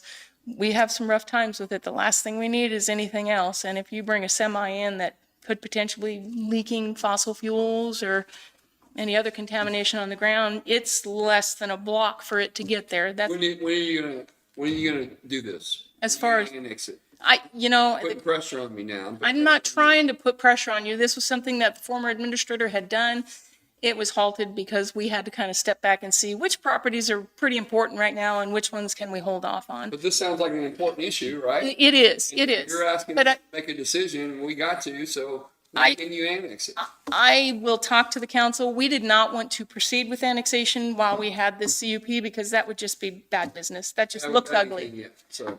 Yeah. Well, we didn't want to be unfair to them. They already feel like we're being unfair. We would love them in Pleasanton. We just don't want them there. We would love them anywhere but there. Anywhere that's not residential, anywhere that's not right by the highway, anywhere we can offer them a place. And if we don't have a place, then we'd love for the county to offer them a place in the industrial park because that's where that belongs. We don't want. You guys have any land that you could? I have torn everything up. Most of what we've got is zoned residential. So, and what we do have commercial is already being used by us or somebody else. Still had that piece the city bought out north by the railroad track? Which, you mean, the one out on like Tucker kind? Yeah, the little Yeah, no, that's been traded out. Yeah, we don't have much to offer them. We just, and if you have to approve it, I completely get it, but I want you guys to know there are some things that we would love in place if it has to be approved because you guys don't feel like you can hold off. Well, the simple question is, when can you have it done? As far as the annexation, I can certainly approach the council on Tuesday at our next meeting and ask them to push forward. Is that Tuesday? No, next Tuesday. Okay. If you guys are okay with that, because next week's a holiday and that's when our meeting falls on Tuesday, but I will talk to them on Tuesday and ask them if they would like to proceed. Those two guys would have an answer for them next We week. can, but we can put it off for a week. We can Yep. contact them and tell them. If you're sure that you're gonna annex it, Then proceed. Like I said, I didn't want to push annexing it because I just felt that looked like bad business, trying to get underhanded with them. I wasn't trying to. I was just trying to offer them a resolution. did you talk to the resident of that home that's right next to it? I did not. I don't know if Sean, did you actually talk to them? I made several efforts. Yep. Not been able to contact them. And the fact that- Still annexing it, what do you guys have to do for that? I'm sorry? What do you have to do to annex? I think we've gotten our initial contact, we've sent the initial letter, and then I think we've got a hearing and then a waiting period of a 60 days. There's two ways to annex, voluntary and involuntary. Right. If you could come to an agreement with them as to what you would require, and they requested voluntary annexation, you could do it with an ordinance tomorrow. Okay. Involuntary takes a process, and it's like you give them notice, you have the hearing, and basically if you've done all that, then you're still pretty close to being able to do it. Okay. Well, I've run into a unique situation with the fact that I've got the petitioner and then I've got the petitioner's friend who owns the land. So I've tried to avoid contacting and staying in the middle of it because it's quite frankly still a county issue and I have not inserted myself. And he said, well, you should have communicated. Well, I want to make it perfectly clear, I'm not going to put myself somewhere where I don't belong and where I don't have any authority. So I will be more than happy with your blessings and with my council's blessings to speak with them. The city, from your point of view, the city does not want a total lot there. Exactly. That is correct. We had several reasons why we didn't want it there. I got you. But if it did have to go, we have some conditions that we'd like to meet. And I also have a copy of our highway overlay zone, so you guys can get an idea of, if you end up approving it, what one of the things is that we like to have, and that is a 90 to 100% opacity on the fence. So if they do have to have one, okay. If they do have to have one, then there's another one. I'm sure Danny can. That's one of our concerns, is how it can be seen from the highway. That, and we would love a berm to protect our water supply. That's pretty imperative to us. So. That we can go back to planning and zoning if we wanted to agree with those. If you decide to move forward with the CUP, then we would send it back to planning and zoning and say, consider doing this and this and this. And then they have the option of either adding those conditions or sending it back saying, we like it the way it is. And then you can make whatever changes you want to it. Okay. Thank you. Anything else? No. You have any more questions for me? I don't have any. All right, I'll meet with the council on Monday. Tuesday. Tuesday, I mean, sorry. Thank you, guys. Do you need something? Well, yeah. We talk to or not? We visited, I think it'd have to be in public session, yeah. Like 5 minutes. Can you do it in 5 minutes? Well, I always put pressure on you. Go ahead, Jesse. hi, name's Jesse Willard. Just here Can to. I go over this real quick? From my understanding, I had a conversation with Jesse yesterday. I didn't even get 5 seconds. I'm just kidding. Go ahead. You can have 5 minutes, I guess. You were asked if you would carry a petition around to get 51% of the Okay. vote. And the reason you don't want to is whatever reason that is, because it's challenging. But you have another alternative, right? Right now, you want to put it on the general election. Is that correct? Yeah. The question on it. True? Sure. Right. So I have. Go ahead. just Talk to short. me. I know you are really, really short. I know. But then you get strung out on this. Well, I just listened to somebody else talk for 30 minutes. Yeah. Okay. Somebody else doesn't come in. What? Regular basis. I've been here. This is. Anyway, let's get started up. So come on. I'm This is gonna a let you talk personality about issue. that. Okay. So you want a question on the ballot as a general, for the general election. That's part of the reason to be here. Is that correct? Yes. And you don't want an advisory election. You want a question on the ballot. Yes. Okay. So can I just do my? yeah, I mean, do your let thing. me just. I'm let going me to just let you say do your thing. Go ahead. this is going to be as short as possible. Okay. I'm just here to talk about the voting process of getting a question on the ballot for the people to decide. I learned that we have until September 18th to have the ballots prepared. I would like to discuss this together. There. So the thing I'd like to talk about is elderly care. I think it's an issue. I just heard a man talk about conservative and cutting the taxes and the power plant, and I get that. He believes that way. But I also heard him say that Paola, or Miami County, had voted on an increase of 8% on their taxes. So that tells me that they went to the people to make a choice. No, the people didn't vote on it. The county commissioners. Or the county commissioners, they made a decision to do it. Well, go ahead. I'm just asking for you guys to consider the process of putting it on the ballot, to ask the people to decide. Jim, you've commented, you want the people to decide, you want their opinions. You guys have all said we want their opinions. But by not following the due process to communicate with the people, we're not asking their decisions, we're telling them. The same way, if you guys vote yes on something, you're shoving it down their throats. If you vote no or don't decide to allow them to say, you're shoving it down their throats. That's not communicating, that's not working together. If we look at our issue of elderly care and we look at the state of Kansas, You take the counties, and I lined them up, and you take the population of 10,000 people. Then you look at Linn County. Then you go to KDAD's as a website. It talks about the licensed beds, and you can see that our county is probably I haven't completed my research, but it is on the very, very low end of elderly care licensed beds in the whole state of Kansas. And that's something that I feel like we should address as a responsibility. And so, yeah, there is a difference of opinion from private sector, government sector. There's a responsibility there for you guys to kind of manage and oversee what your people are doing for the economics of your county. Private sector, it's not a real desirable, highly profitable business. It just isn't. It's a rural area.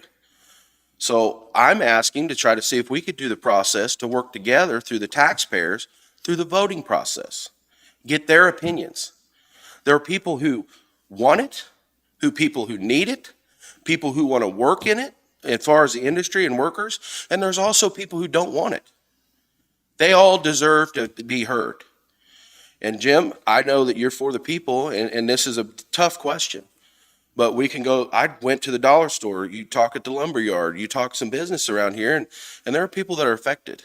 I mean, they have people in their family, and it doesn't take very long if you've been through the procedure of taking care of your elderly, your grandma, grandpa, somebody like that.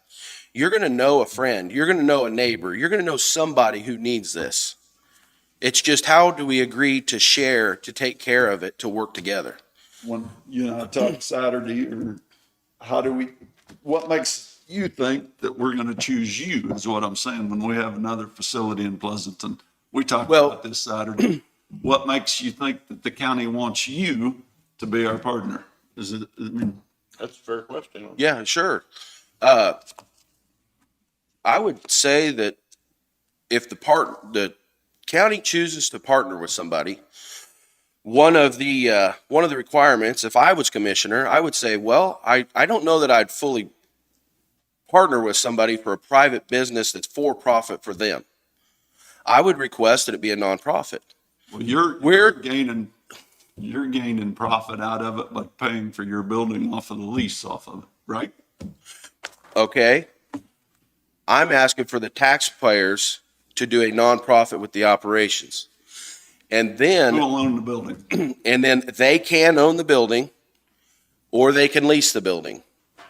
I would like to, to be a part of this, if I stay, my agreement would be to stay around a 10% return of value on the building.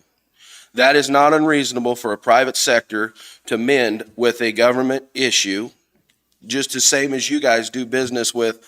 You guys have private for-profit businesses that come in that bid your heating and cooling, that take care of some other contracted needs that you guys feel are important. I am trying to be the landowner and the landlord at a 10 to 12% rate, and that's not unreasonable. And other interested private parties in the county that would want to step up, look at this plan, look at this negotiation, they can get involved in this. Or the county could take this whole thing on as a supporting the nonprofit, and the nonprofit could get funding to purchase the building and do the repairs. Well, I don't believe the government, this is a place the government needs to be involved in myself as far as.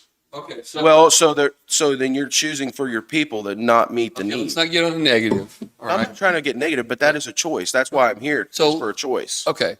The choice is, we gave you a choice, and now you're asking for a question to put on the ballot. So I'm going to ask, is there a way to put a question on the ballot? And if there was a way to put a question on the ballot, can it be done by September 18th, and what would that question be? The only way I am currently aware of to put a question on the ballot is what we call an advisory election. No, but if it can't be on the general election? It would be a separate But it'd election be a at the separate same time as the general election. But I'll go in his case where you see cities and stuff, and they're voting on a certain thing during an election. Right. They're voting on something like a bond issue. Yeah. Now, we're not talking about a bond issue here, are we? Right, no. They're voting on a specific tax increase. I don't know. I mean, like a sales tax.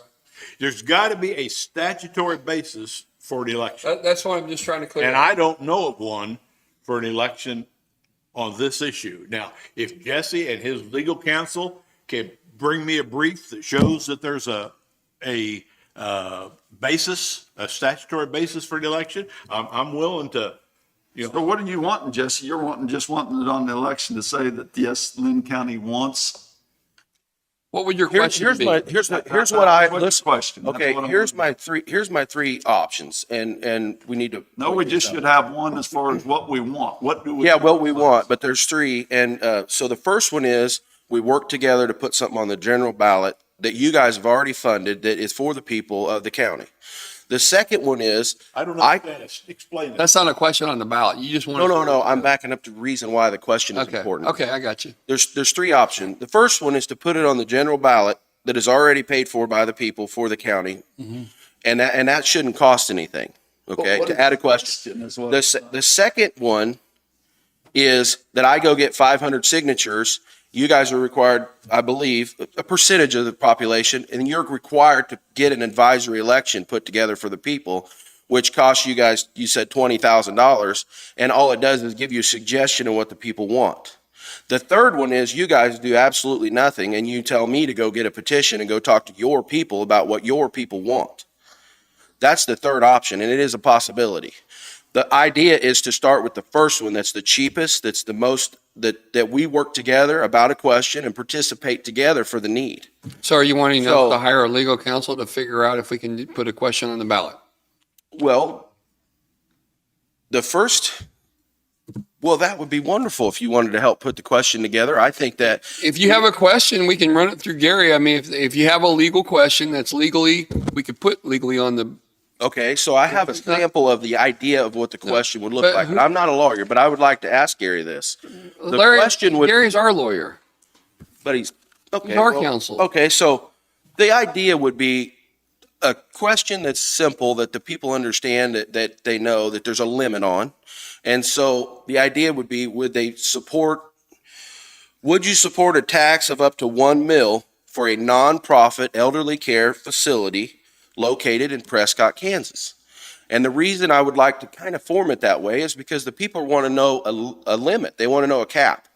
They want to know where it's going. Is that countywide? And it would be a countywide And question. that can't happen, right? Because we already have a hospital district. But if he words it that way, could he do that? If he words it that way, he would, if it's a trying to countywide, fight for you. I got you. if it's a countywide question, first of all, I don't know of any statutory basis for a question like that. Right. You, David?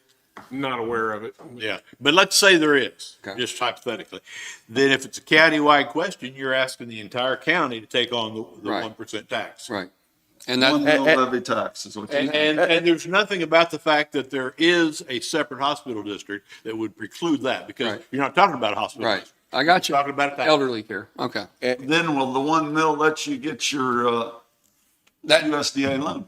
Is that? Yes, part of the qualifications of a USDA loan for the nonprofit, they like to see some sort of municipality, city or county support, basically showing that they do recognize there is a need, and they would like to work with USDA, and that's government money. And I've talked to, I can't remember his name, it's in my phone, but he's the head guy at Topeka, and he's over actually Mike Billings, which worked with the previous hospital district, which failed on their USDA loan. He came to me and I said, I understand there was a loan. And he said, yes, it's not a big deal. I said, we think that we need a bigger loan to work on the building and get it repaired the way it needs to be, so it's usable for a long term. So- He said there is money in the government funding, and it is available, and it is a project that he'd be interested in. This is a rural area. this And is the additional on top of. well, this would be if the nonprofit wanted to purchase the building and do the repairs and hold the responsibility on their own. And then what other startup costs do you see? Because before it was like you needed some startup costs from the Like county as well. 375,000 or something if I were. Well, in the plan that you guys have, I know it's been a while since July when we first talked about this, but yeah, there's some working capital that Fred had put together, a pro forma that would be required. We would ask the taxpayers to do this because the taxpayers Is that would actually another own that. question, or would you form that all in one question? 1 mil levy and 1 mil levy and 370, No. 400,000? No, the idea of the 1 mil levy is The startup cost total is about $750,000 over 3 years. The idea would be to tax the people 1 mil per year at, 1 mil is like 285,000. So that would spread out. We would get financing, and that mill would spread out over the years to help.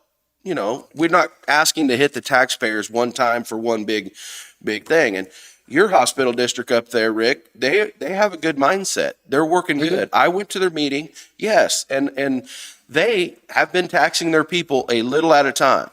They were up to 2 mils at one time, but their valuation with the power plant, that gives them almost $400,000. We don't get that in our district. And it didn't work. No, Lacine's district is working very well, Lincoln Scott. They have $1.6 million in their bank account, Jim.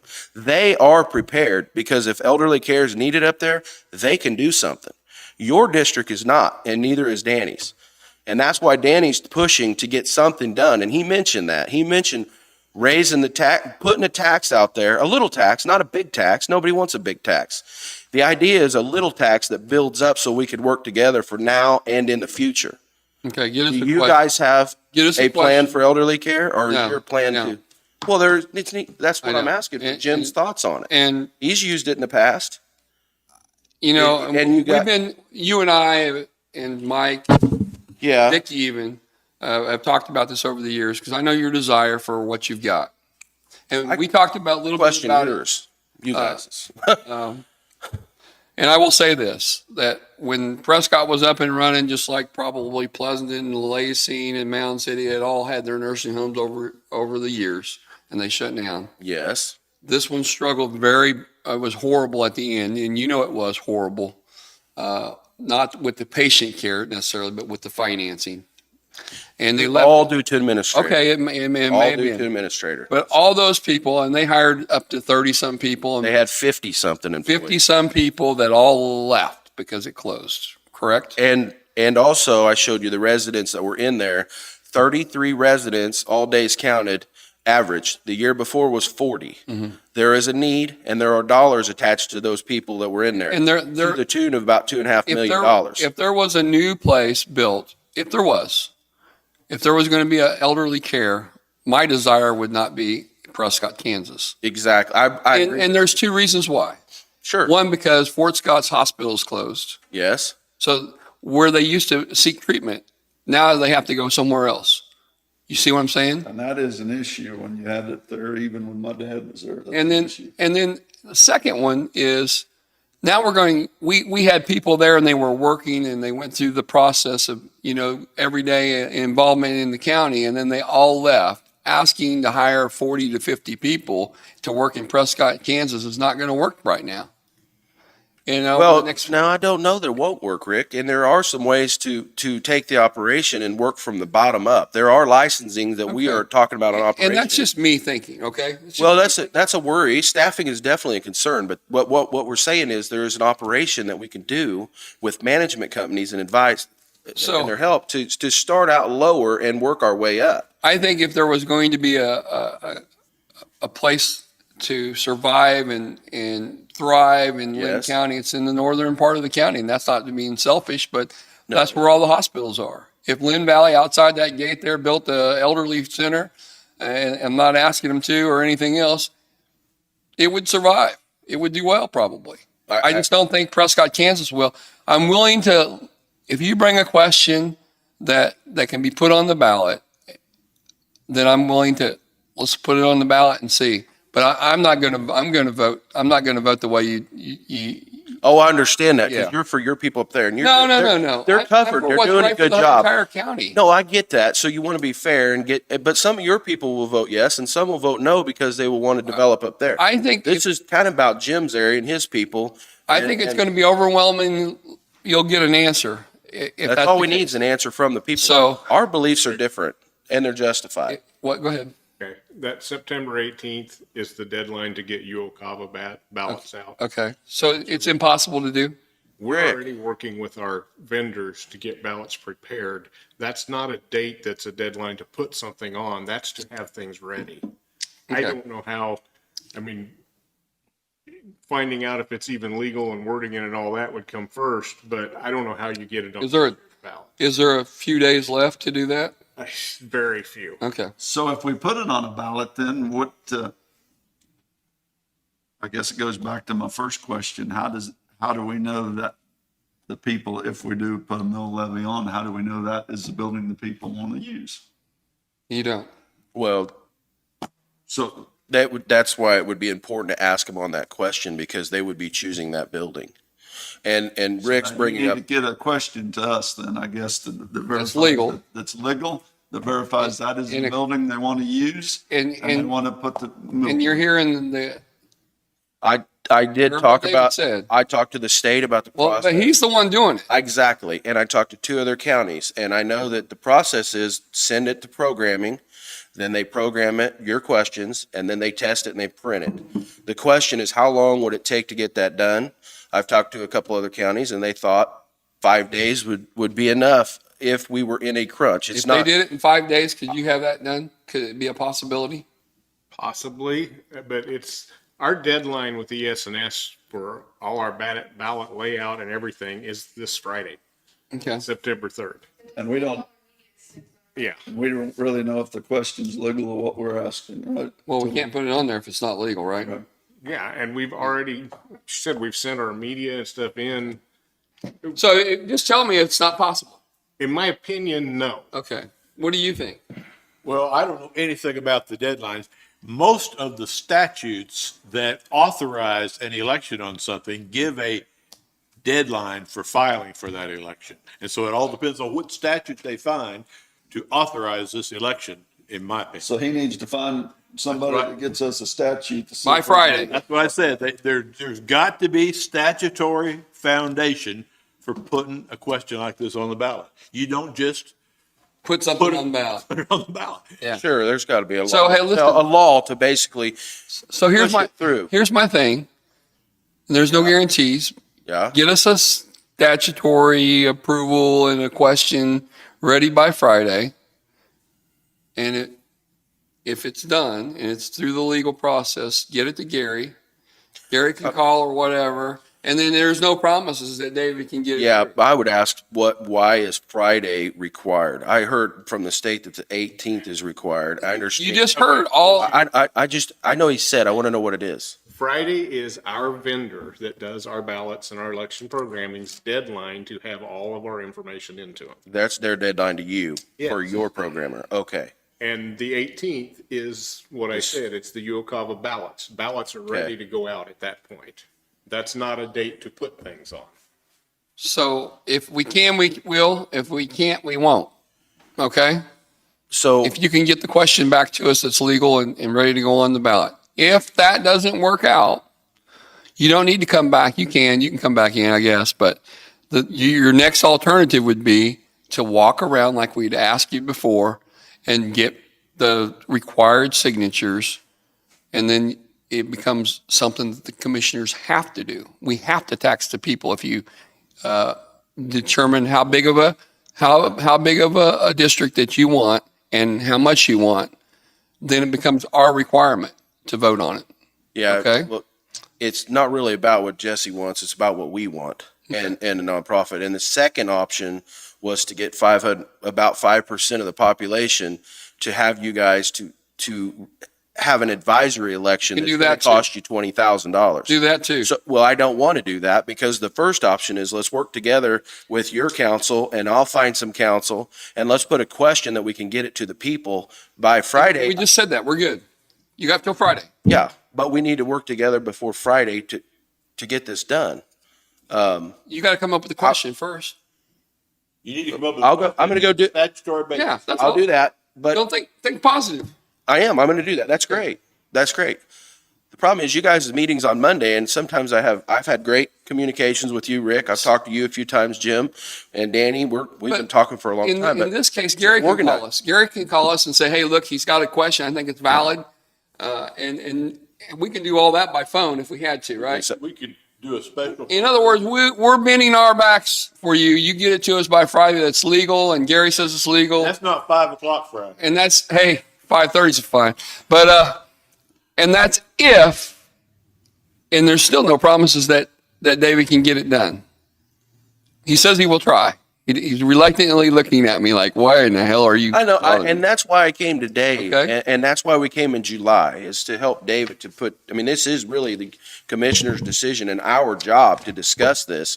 All his job is to do it, put it on the ballot, but we are putting him in a pinch by not doing our discussions to give him the time to do his job, which I don't want to cause that much frustration. Okay, but we're done. We're good though. But I asked for, if I'm gonna review your question, review the statutory basis and get a decision, a special meeting and decision of commissioners, I'm gonna need this stuff by the start of the day Friday. So let's go work on it. Well, I'm gonna try.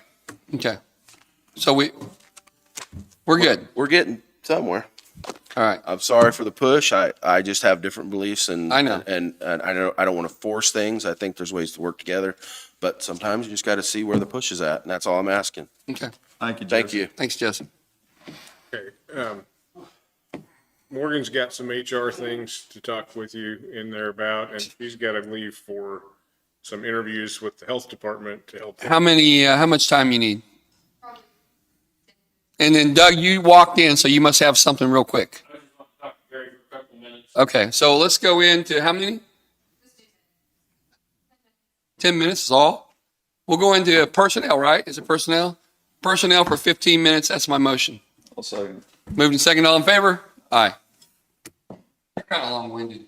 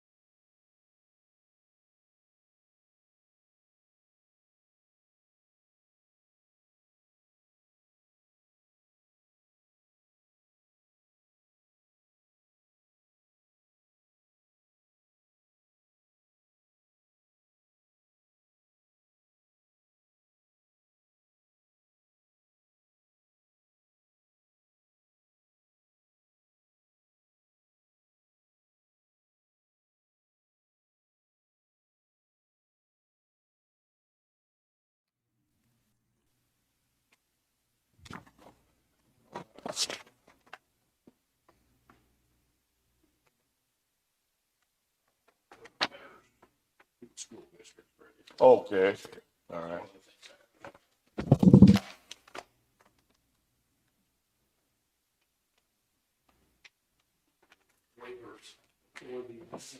A sign off on the Lacey project.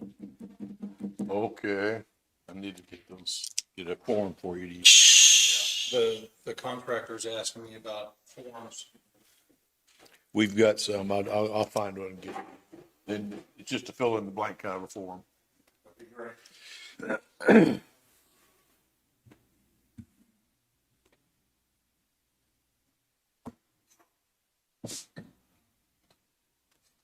I got a couple things for you if you're ready.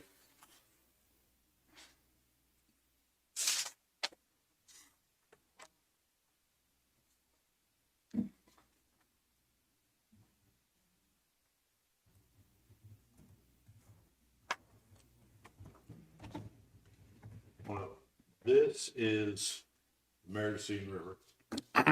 This is 2250 road, I think. 2025 road. This is Radcliffe. This road comes off of here and makes a turn. What road is this? This is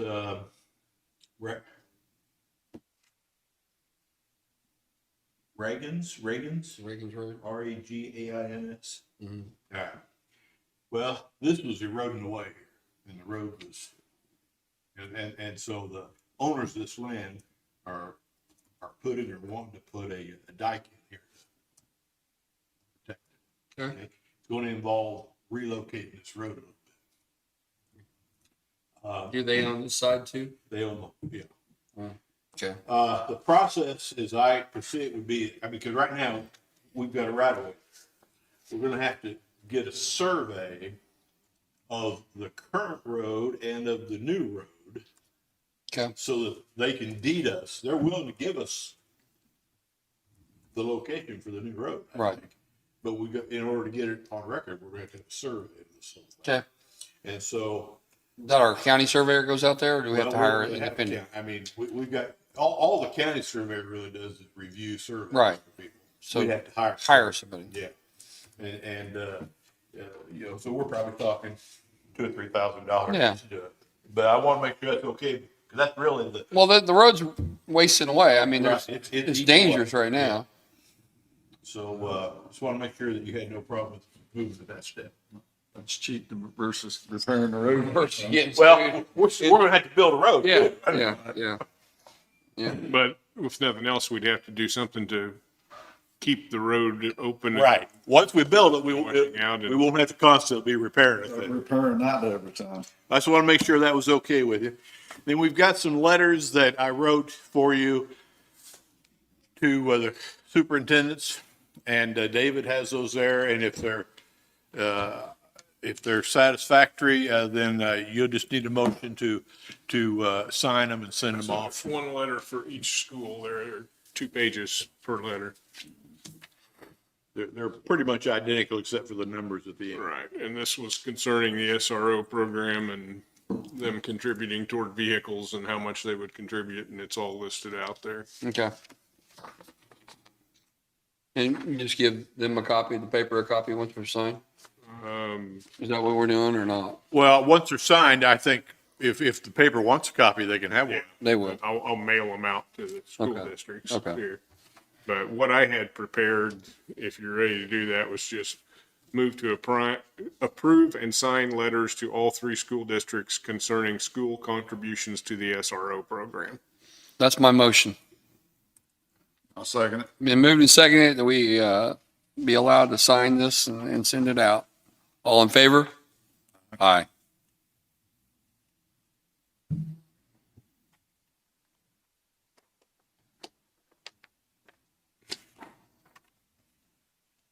David, did you ask Danny about authorization to put an electronic signature on for him? I have not talked to him. I had sent him some messages, and Morgan, I think, finally did talk to him once last week and got the okay on what we sent out then, but we didn't talk about these. Okay, well, we probably, ought to get his, Well, and I don't know if he's still on at the moment or not. Hang on, looks like he may be back in a waiting to get in again here. We get it mid. So he may be able. are you on there, Danny? Danny, you there? Apparently not. Fell asleep on us. Eating his cheeseburger. All right, what else you got, Dave? All right, I had mentioned something about this, I think, last week, but at KAC, we have the K-Camp annual meeting, the K-Work annual meeting, and the KAC business meeting. And at this point of last week's meeting, I had not received anything from KAC for voting delegates yet. I do have that one now, so all these need to be back in soon. But for the KAC meeting, they want us to list a delegate, a first alternate, and a second alternate that would have the voting authority for Linn County at the KAC business meeting. That's the one in Owen Park. Right. And what was the dates on that again? Just to be, October, is it 18th through the 20th, I believe. It's Monday, Tuesday, Wednesday of that week. okay. Now, what will that be after the commission meeting? I mean, Well, We'll if skip you're all it. going, a lot of times we have canceled the commission meeting on those weeks. I mean, it just depends on how the You can schedule sign works out. And I think probably 19 out of the last 20 years we've done that, I think. okay, I didn't know. That's, so I didn't know if you guys knew. I mean, I went ahead and got all of you signed up to go. I'm planning on going. Sean's planning on going. I think our appraiser and our register of deeds are going to The classes. They're parts of Right. the meeting like the last day, but didn't know who you wanted to be our delegate and alternates for that. Okay. I'm willing to serve as the delegate if you want me to. And this, I've actually got until October 4th to get the one back into KAC, so it wouldn't have to. But you can do it too if you want. yeah, you can do it. I'll let you. I got you for something better coming up. Take one for the team. I mean, do you want to go ahead and get this done? Yeah, let's do it. Okay, so we need a motion to appoint a delegate, a first alternate, and a second alternate for the KAC meeting. All right. So I'll make a motion I'll make a that motion. you'd be the second. I'm the second. You'll be the second alternate, right? An alternate and a second alternate, right? I'm the primary, Okay, it's however you guys want to do it. then Jim, and then Danny because he's not here. How's that? Will that work? So Rick James as the voting delegate. Come on. Is that for all three, or are you going to Well, rotate them around? I'm going to separate one because the other two are a little different. Okay. Okay, so motion for Rick James to be the voting delegate, Jim Johnson the first alternate, and Danny McCullough the second alternate for the KAC annual meeting. Hey, Is that? Jim. I'll make the motion, yes. It's been moved and seconded by me. All in favor? Aye. Okay, and then the other thing I have is the K-Camp and K-Work annual meetings, which also occur at this conference. They are on Monday night, so it's an evening meeting. For that, we need a voting delegate and an alternate. I will be at both those meetings if you want me to do it. Oh, yeah. Here, because I actually have Because I was about to dump it on Jim. say, I have to conduct the K-Camp meeting, so I'm there anyway for the You'll two take care meetings. of it. That's So my if- motion. Okay. And what about for the alternate then? They don't have to be there, really. Well- Oh, Danny's not here. Whatever you guys would like to do. I mean, And Danny McCullough, go ahead. okay, so put me in as I'll the do whatever you need. delegate. He heard that, didn't he? And Danny is the alternate. So who's making a motion on? I'll make a motion. I'll second that motion. All in favor? Aye. Hey, Danny, are you there? Yeah. Can you give David your verbal authorization to put an electronic signature for you on this letter to the superintendents? Of the schools? Yes. Does that Okay, work? and we can, if you want David to email you a copy of them, he can. Okay. Yeah. That's Right, fine. David? All right, thank you. What about the 30/30 and the heritage? Where you at on that? Oh, I've got a file and every time I pull it out to look at it, I find better things to do. So the resolution's what we're looking at. Yeah, I've got a couple sample resolutions. I think there are better ones out there, though. One of them is like 12 pages long. You don't want to do a 12-page Yeah. resolution. Let me make sure it's on my list to bring the resolution. Put a little star by it. There we go. So Rick, with you as the voting delegate for KAC, on that one, when you check in up there, they should have your voting credentials packet there for you. Free meal. Well, I don't think anything's free, but there's meals while you're there on some of it too. The ones on K-Camp and K-Work, like I said, I'm gonna be at those meetings anyway, but if something would come up to where I couldn't stay for the K-Work or something, on that one, you just check in right before the meeting and they give you your county credentials. Okay. Hey, being at those meetings in the past, a lot of times during the luncheon or something, they award people's. Remember, a couple of ours got an award. Is there anything is it all too late for that, or was there any? I don't even know a list of. Yeah, I'm not positive when all that, because I don't recall even seeing anything coming up to this year's meeting about it.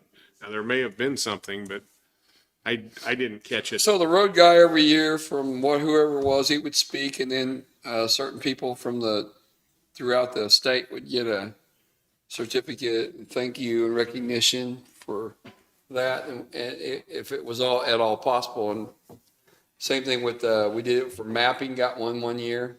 Yeah. And in here, the lady that worked in here got something one year. And I hate to miss an opportunity, but we probably already have. But how do we get that for the following years? Here's a list of certificates or awards that the state gives out for these people, and then we'll have that, because I think it's good to get them recognized statewide. I think we could probably look at the KAC website and find out a lot of that information. Who nominates them? Do we do or do we? Yeah, over the past, I don't know how they got it. I'm not sure how some of them got in there when they did. I think there was some self-nominating. That's it. Thank you. Thanks, Gary. But I mean, we can look at the KAC website and see if there's any information there, because I think they probably have it in there. And I'll be guilty of that, because I don't think I've been on that thing in 2 or 3 years. All right. Well, I think that's all I really had for you today then. I've got a couple of spots I need you to sign, Rick, on these forms that we just, for the case, or for K-Camp and K-Work.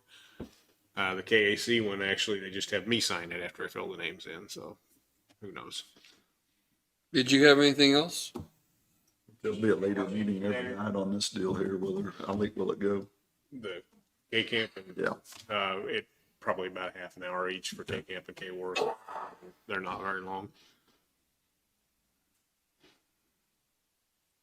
Okay. No, you got anything else? I don't have anything. Any road complaints in your district? That's been pretty quiet. Been pretty quiet so far? So I will be out of the office this Wednesday. My aunt's funeral's that day, so I'll be gone all day. Okay. All right, I'm gonna make a motion, we adjourn. That's my motion. I'll second it then. All in favor? Aye. Aye.